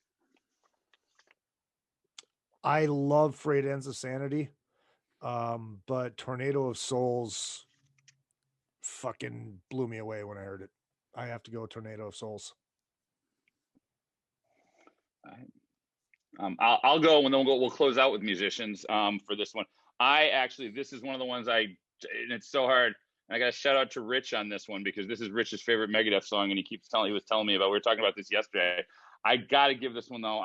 Frayed Ends of Sanity is one of the ones I really I love that song, and I'm going Justice on this one. I'm going with Frayed Ends of Sanity. I love that song, and I like Tornado of Souls. It just doesn't stand out to me like everything else on the record does.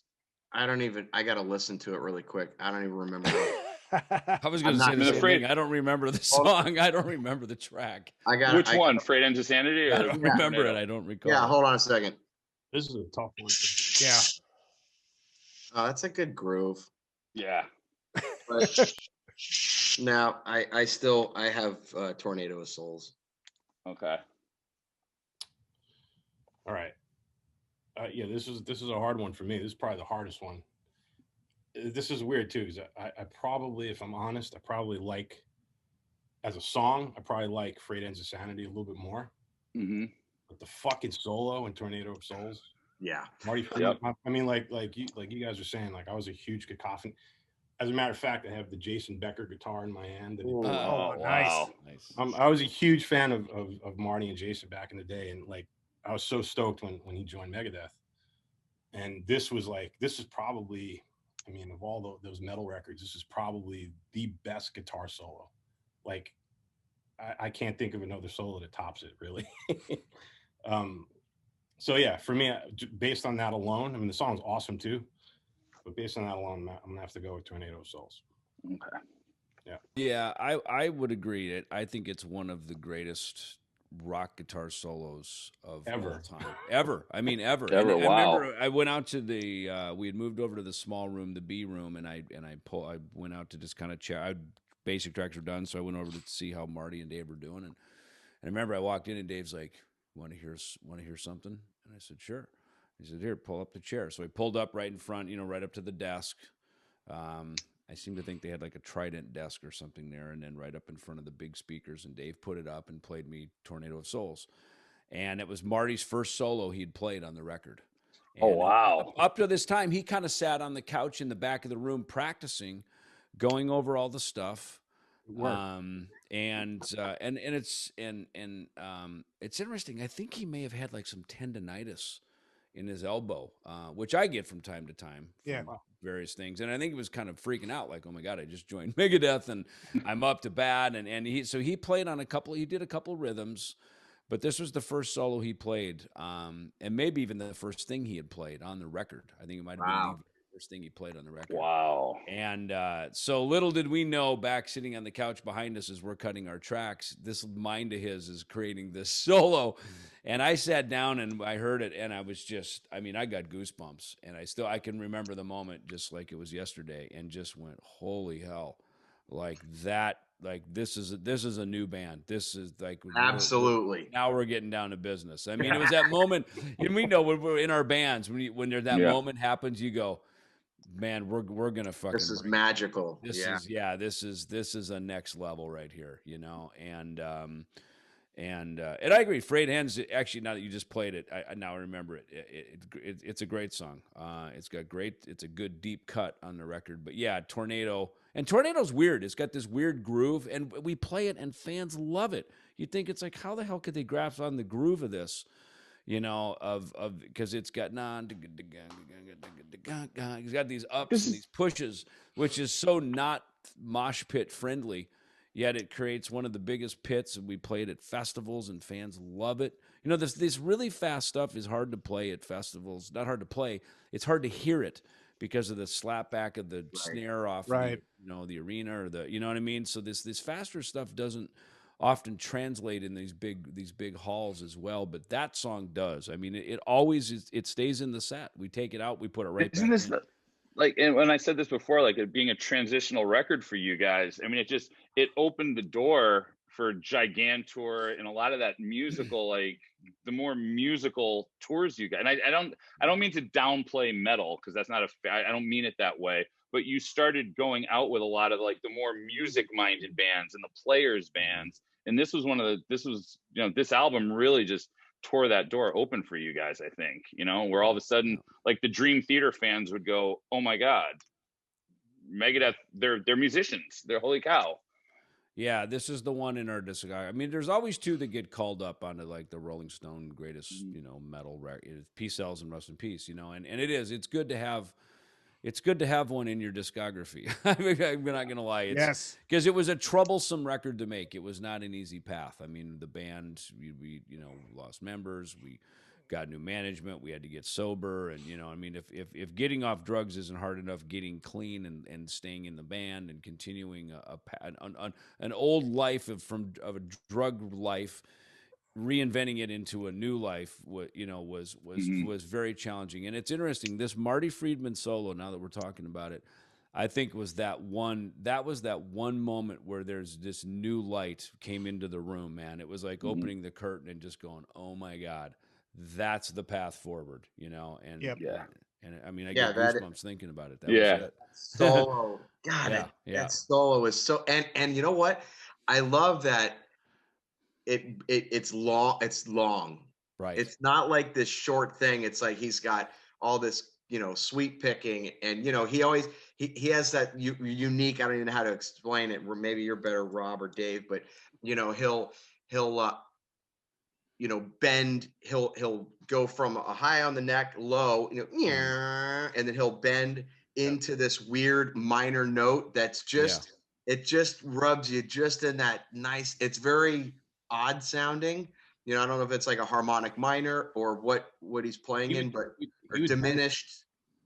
He would bend sometimes from like a weird, almost a note that's not even in the scale, but he wouldn't stay on it long enough. He just catch it for a second.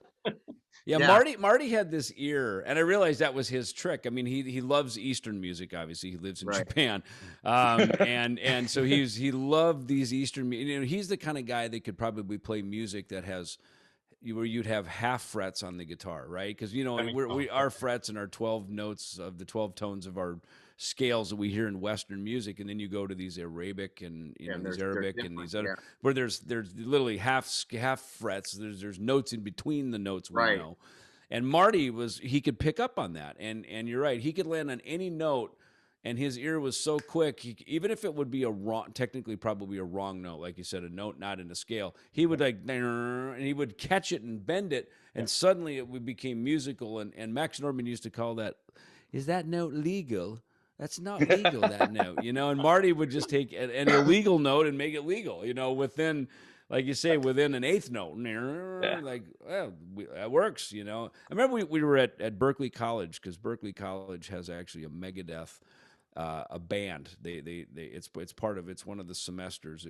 It's a I forgot what an ensemble, a Megadeth ensemble, where they study and they break down Megadeth songs. It's actually wow. Wow. And they invited us. Steve Bailey invited us over there when we were in town playing, and so we went over there. And I remember watching Kiko, who is very musically astute and plays piano and understands jazz, sitting there with the guitar player in the Megadeth ensemble, breaking down like all these things. Well, this is harmonic minor, this moves to diminished, then he resolves minor here, but then it goes to major right there. And really, Kiko, really like an educator, understand. Remember, Victor Wooten was there, just going, man, you cats are crazy, man. like I can't believe you really actually know what that is. And I don't know if Marty really knew what it was. Marty grew up more of a Kiss, Black Sabbath. Like, he's probably just just a feel guy, but to really bring that feel. I mean, again, we can't say enough great about Marty. I mean, and that was his defining moment for sure with the band. I'm gonna listen to it differently now, since I'm the only. Since I'm the only one that didn't pick it. Hey, Rob, that song I'm thinking of, what really epitomizes what we're talking about with those bends, is the Ninja. Yeah. Ninja. That he does a lot. It's real clean, but he just bends into that note. That's actually a George Lynch trick. Is he would always, whatever, if he was playing something and he would end on a thing, he would go the half step flat. It always gave it that little weird, odd sound. I always found that interesting too. But damn, that's his solo album too, the Dragon's Kiss. I mean, that kind of thing is all over that record. Yeah. It's such a unique approach. I mean, it's amazing. I mean, the Tornado of Soul solo, for me, one of the reasons why I think it's so fucking epic and amazing is it's literally a song within a song. Exactly. It just kind of takes you on its own little journey, And you can sing it, even though he's doing arpeggios and all this weird shit. You can still sing that. It's technical, but it's so clean and melodic at the same time. It's amazing how he blended technical proficiency and shred in a melodic, palatable way that, you know, I can sing that solo in my head right now. You know, awesome. Anyway, yeah. All right. Track 8, Justice, To Live Is To Die, and Megadeth, Dawn Patrol. So To Live Is To Die and Dawn Patrol. I'll go first.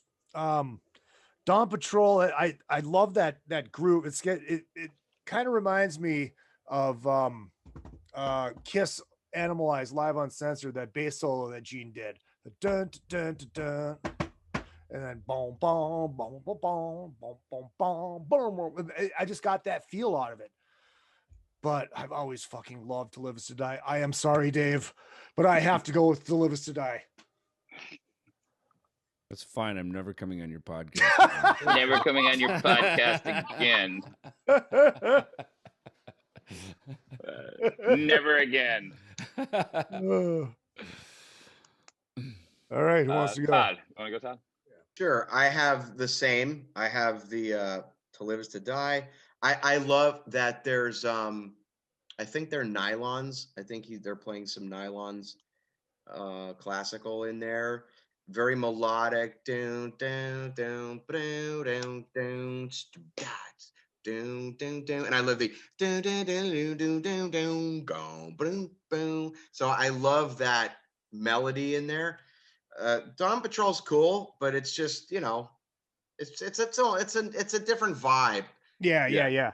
You know, so I'll go with the Metallica on this one. I mean, here's the other thing for me. It's a song. It's a song. Yeah, and that's exactly what I was gonna say. I'll jump in on this because if Dawn Patrol was 4 minutes long or 6 minutes long, I would think of it a little bit differently when you put it alongside To Live Is To Die. That's a 10-minute song. I mean, it's another one of those. And what the funny thing is, when I looked at all these, I picked the 4 songs I picked of the 9 that were Metallica were the 4 longest songs on the Metallica album, which I don't know. There's got to be a reason for that in the back of my head somewhere. But if it was more than 7 songs, or 7 minutes, I picked it. That's what it boiled down to. But and again, I think it kept my interest for 10 minutes, which is very hard to do. Not being a musician, you throw an instrumental at me and it holds my interest for 10 minutes. That says a lot. And Metallica they had their instrumental on each album, and they were always just really good at doing that with me. And again, I love Dawn Patrol. It's just, it's not long enough for me to really even get to that point where I go, I don't think it's a fair, honestly, I know it's not a fair comparison, because Dawn Patrol is more like an interlude, like kind of a I don't think of that as like a full, it's, you know, it's a killer bass line. I love I like that sound in the vocal. It's cool, but they're just not even really comparable, because they're 2 totally different. I think they were approached probably from 2 totally different places, you know? So I don't even know that it's a fair matchup. Yeah.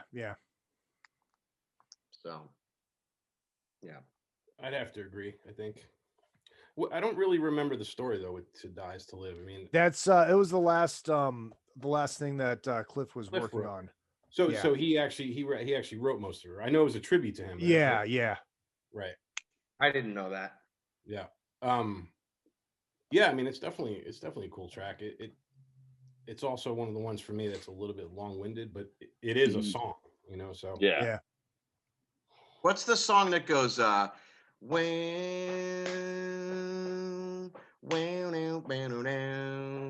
is that? Oh, Orion. Yeah. Yes. Yeah. Now, if Megadeth had something like in that, and you compared the 2, now you'd have a real matchup. Right. Yeah. They're more, you know, the other one is again, it's more like an interlude segue piece versus you know. Yeah. And that's where this is an unfair exercise, but it's also what makes it so much fun. Right. No, absolutely. So David. Fuck you guys. Fuck you guys. I hate you all. I'm not, you know what? I'm not. You don't like my Izzy's song. podcast. I'm gonna go home. Yeah. I'm not coming on Izzy's podcast, and none of you are ever coming on my podcast. Hey, but you know what? Hold on real quick, Dave. I can't think. Metallica doesn't have a bass line that's as iconic as Peace Sells is like Under Pressure. Yeah. And I that's actually, a good comparison. no, man. listen. Yeah, wow. I did a thing a week ago, and we were going through albums of '86, and I said there was a list, and Peace Sells wasn't on it, and I said, dude, you got to put Peace Sells. This fucking record's ridiculous, right?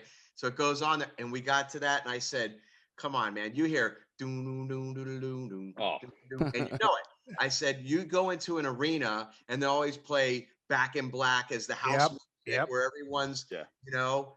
And then you'll hear doom, doom, doom, doom, doom, doom, and everyone knows it. Everyone, it's one of the most iconic, identifiable bass lines ever fucking written. So yeah, because they think Kurt Loder's coming out to read the fucking MTV News. so you know, Metallica never had that, Dave. Todd has redeemed himself. You can keep my number. You can come over anytime you want. No, it is that. I mean, like I said earlier, I mean, literally we were recording in Clink's. I'll never forget, like, you know, playing like Poison Was a Cure, Five Magic, and he would just literally stop. You guys have any other songs? Like, we need another song. You know what I mean? It was just that moment. I mean, it was. You know, that was one of those studio written songs, and I got to be honest with you, I was amazed Dave could put a lyric over it. You know, come up with something to put over it. It was clever to even do that. You know, and it was. I mean, it was a stopgate. It was, you know, I mean, I think it's kind of funny that it's the ballad and it's a bass song. You know, but yeah. It really is. It's an interlude. I mean, admittedly so. Yeah.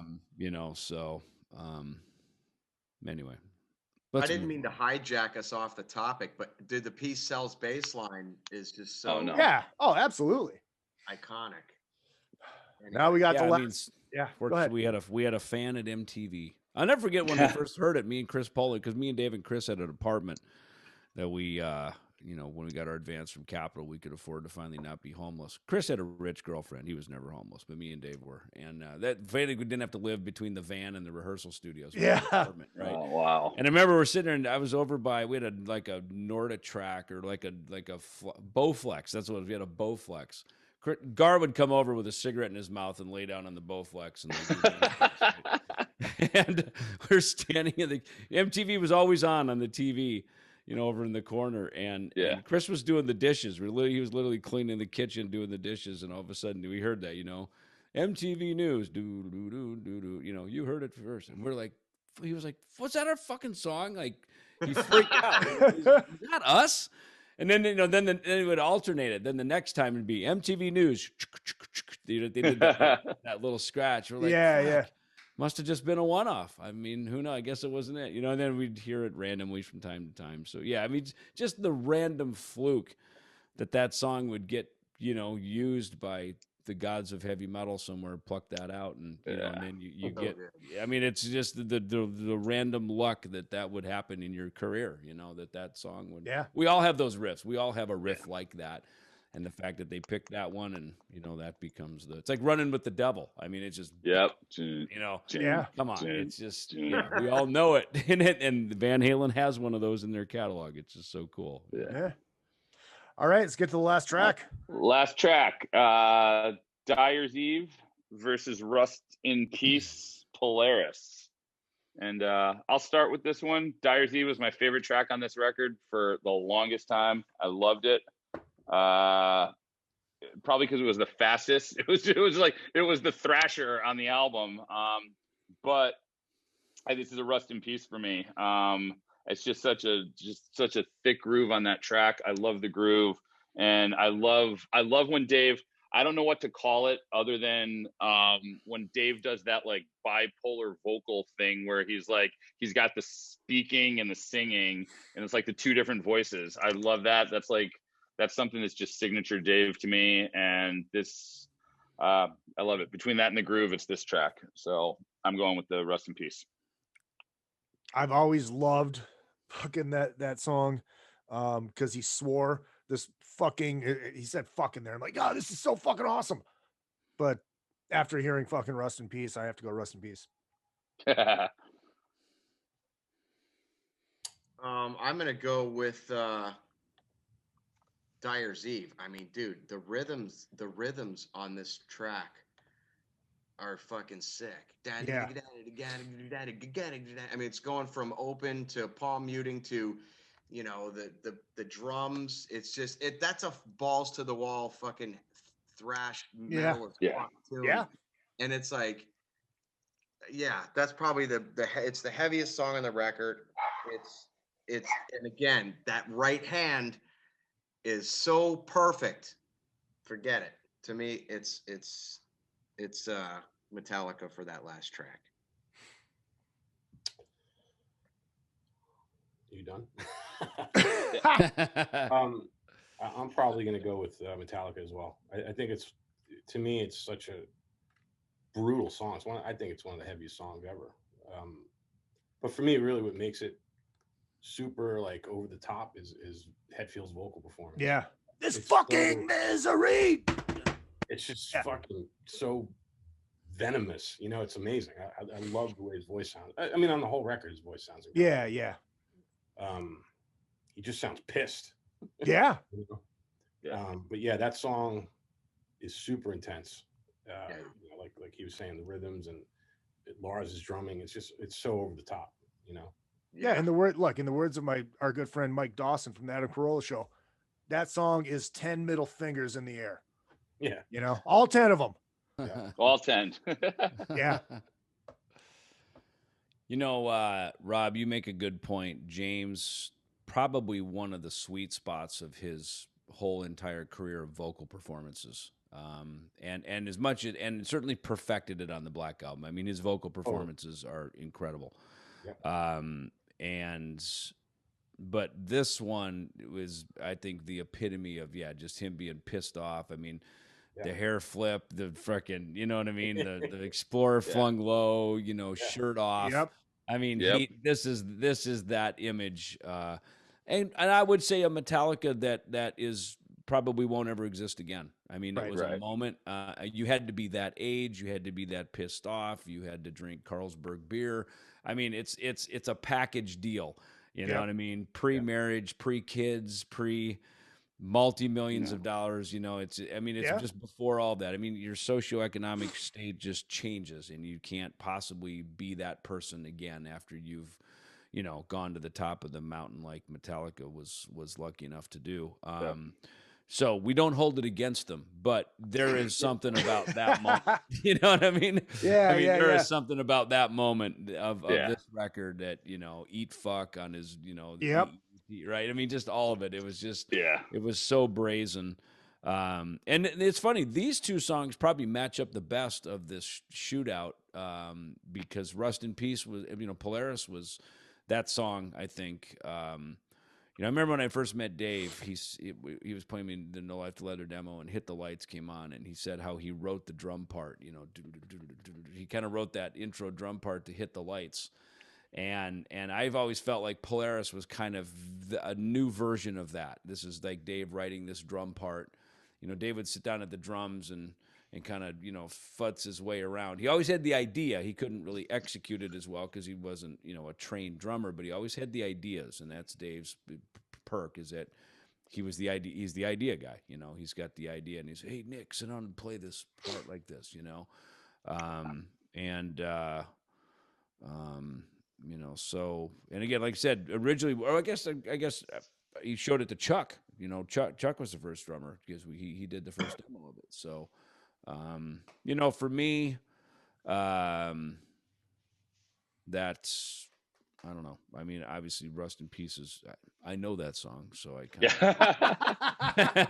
of. And again, one of the first 3 songs written, and, you know, for the Rust in Peace album in 1988, you know, a year and a half before we recorded it. So it stayed with us. It stayed the test of time. You know, it never got kicked to the curb for another one. You know, so I'm going to end with Rust in Peace Polaris. That'll be mine. Now, interestingly enough, it's because I didn't know what people's favorites were going to be going into this. I had a guess in my head. But does everybody kind of knows which album they would have picked, right? Because here's the crazy thing. If we take David out, okay, take David out, he's in Megadeth. Just like if we take David out, you just got me and Izzy, Todd and Rob. It's a dead tie. Wow. It's a tie. Now, No kidding. obviously, with David, it doesn't matter whether David was 5-4 or 9-0. That gives the edge to Megadeth. Megadeth ends up winning. But it was interesting because Izzy, myself, and Todd all went 4 tracks for Justice, 5 tracks for Rust in Peace. And Rob, you did 6 Metallica, 3 Megadeth. So you offset ours. So it ended up 18-18. But then, Dave obviously drives it over, which is so. And Megadeth again, wins. keeping in mind, that, again, I don't even matter. I'm just here as a sort of referee. Me and Rob are technically referees for the Big Four, protecting the farm.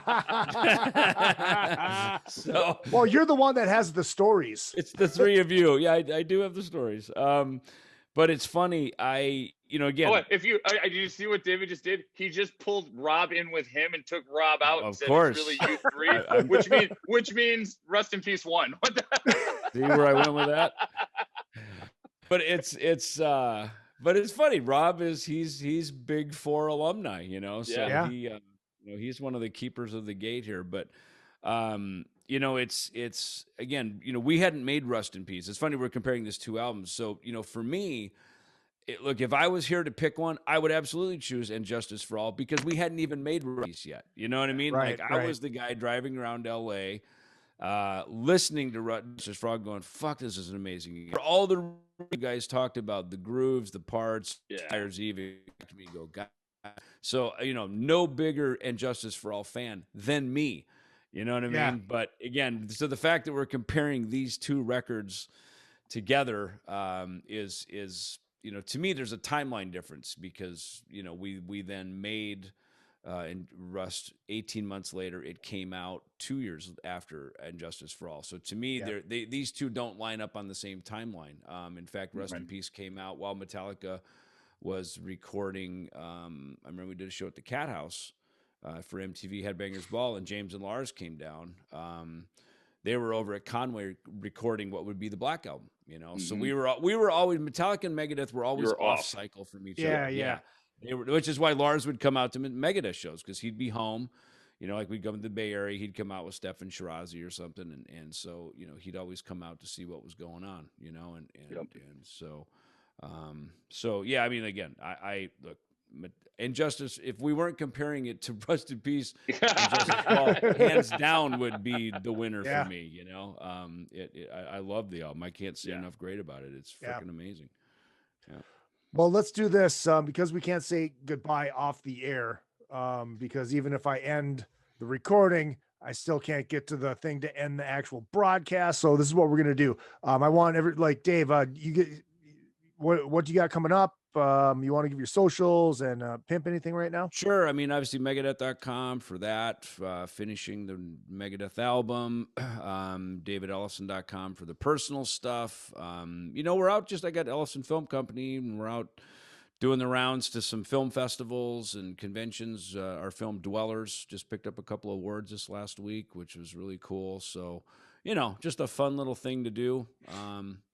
I got my book, Rockstar Hitman, that I put out that we did through the Ellefson Book Company. So, those little fun little things on the side might keep my creative stuff cooking until we fire back up and get out on the road again. Very cool. And just remember that, Izzy's trying to do acting out here. So Izzy is always available, The guy that didn't listen. You might have wanted to thought of that before you said you didn't listen to Rust in Peace before today. But I enjoyed it 3 times today. Your sins have been forgiven, my young man. All right, we'll check your IMDb and we'll keep you posted. Todd, you got the brand new record? Yeah, I got a new record that I put out. Came out February 5th. It's called Rejoice in the Suffering. It's a classic kind of metal record that's got thrash, melodic death. Nothing like Queensrÿche. Dave has the record. Paul has the record. It's amazing. It's great. I will after I can pay rent. It's great. And so that's making a splash, and it's finally cool to do something outside of Queensrÿche where I can show a lot more versatility in my voice than just what people kind of know me as. Right. and to show my drumming on it. And then my best friend Craig Blackwell, who's an awesome guitarist, co-wrote the record with me. So the two of us did the whole thing.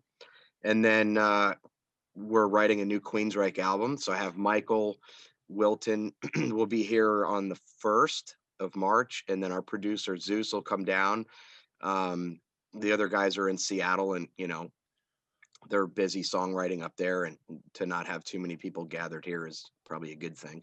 So working on that, and got some other little side things that are happening that are pretty cool, that are developing. And yeah, that's pretty much it. So my socials are very simple. It's just I don't have Instagram. I'm probably one of those guys that just doesn't want to have it. I have Facebook artist page, just official Todd Torre, and Twitter, and then my website, and I have merch and stuff available through there. So yeah, that's what I've got going on. Rob, what's going on in the Volbeat world? There's a bunch of stuff going on. There will be a new Volbeat record. When it comes out, I have no idea. I think it's too early to tell. Obviously everything is in such a weird place right now. Yeah, It's yeah. pandemic, and nobody knows what the fuck's happening. But there's a killer record, in the pipeline. So sweet. Yeah, eventually that'll be happening.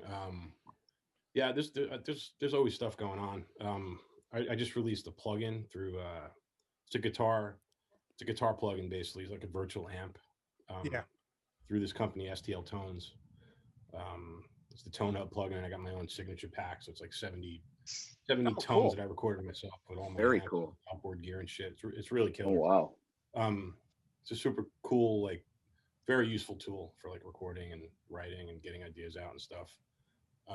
So yeah, if you guys want to check that out, it's stltones.com. Obviously my socials, it's just at Rob Caggiano. It's like Twitter and Instagram and Facebook too as well. Getting ready to launch a website, which will be robcaggiano.com. And yeah, besides that, what else am I doing? There's definitely some other stuff, on the grill that I can't really talk about right now, but there's some cool stuff, coming up. So cool. We got 3 Italians on the show. Fuck with us. Yeah, exactly. It's like the mafia, the metal mafia. I've got the book I was working on during COVID with Perry Farrell finally came out. That's part of his box set, the Glitz and the Glamour box set that just came out. It's a pretty huge box set, but the book that's in it, I wrote with him. The memoirs he did. The Kickstarter just wrapped on a role-playing game. And I'm doing all the music for it, the music to accompany the game. And David's got a track on it. Todd's hopefully going to have a track on it. We're still working out logistics. And you know what? Maybe I'll figure out a way to get Rob to do something on it now that I am looking at his face on here, because we're looking for a few guitar solos. So that could be something really cool. What? Say it one more time, because I don't know what happened, but on my end, you totally froze, and I didn't hear a word you just said. Oh, yeah, it's frozen. No, He said you're hired. You're hired. Yeah, basically, yeah. Checks in the mail. You're hired. Yeah, I've been working with a gaming company on a game they're doing. It's a heavy metal inspired role-playing game, and it's kind of for the layman, it's basically like Dungeons and Dragons, but fully inspired by heavy metal. And I'm doing all the accompanying music for it. And there's a compilation album that David's got a track on, and Todd will probably have a track on. And then we're doing a score that we're looking for guitar solos. And I said, now that I've been staring at Rob for 2.5 hours, I might have to hit Rob up and see if he wants to do a guitar solo. But the best thing, just check out my Instagram. Everything's on Instagram for me. So Paul Gargano, it's the easiest. I do everything there. And Metal Edge as well. Yes. Well, and Metal Edge. I double up on the two of them, but yeah. Yep. A lot of it. So that, and then this is exciting. I mean, Izzy and I was a guest through COVID. This was one of the things that got me through COVID, like coming on and guesting with Izzy all the time. And then it finally got to a point where I enjoyed Izzy's work so much, and I enjoyed the show so much. I'm like, let's ramp it up a bit, because I've been itching to do something. I bought Metal Edge with a partner, and it just got to a point where it was like, between all my management and everything else I was doing, I don't have the time to do Metal Edge, but I'm like, we could actually brand Metal Edge and give some more notoriety to Izzy, because what he's doing a great job. So that was basically past couple shows and moving forward, I'm helping Izzy with the booking, and it's fun. It's a really cool thing, and people seem to be digging it, so it's good. Well, I'm gonna make a call for next week. I'm gonna revisit something that we did with the listener Drunken Summit, where it was all listeners that were on for it, and I want to get some pros in on this one. Highway to Hell versus Back in Black. So that's. Are you asking right now? Oh no, I'm telling right now. Oh no, I thought you were asking for. I thought you were asking for opinions. No, that's another hour and a half long conversation, and we've been going for over. But you know what? Honestly, we're gonna have to do another member of Anthrax, because we can't do AC/DC without me asking Scott Ian. So that's. Well, since Rob said that's his go-to album, I think you've got your first contestant right there. In the Hollywood. Who did? Oh, I actually worked with Brian. Really? Oh, yeah. It's kind of a crazy thing. That was as a kid. That was the first. Back in Black was the first album that got me into music. Wow. Put me on this crazy path. And, yeah. And recently, I got a chance to I did a track with Brian. Totally crazy. It was a song I wrote. He's singing basically my lyrics. It's totally crazy. Wow. That's fun. Yeah, it's on the Jim Brewer. Oh, cool. He the comedian. Yeah. Yeah. So we made a rock record. I did all produced it all. I wrote all the music. This song was supposed to be him and Brian, because he does an amazing. Amazing. Row your boat. That's what it was. Gentlemen, I have to jump. We were just gonna say goodbye right now. David Ellefson, Todd, Torre, Robert, Caggiano, and of course, on behalf of Gargano, my name is Izzy Presley. Don't forget, what I lack in talent, I make up for in cock. I will see you guys. Thank you all. Have a great night. Shizzy.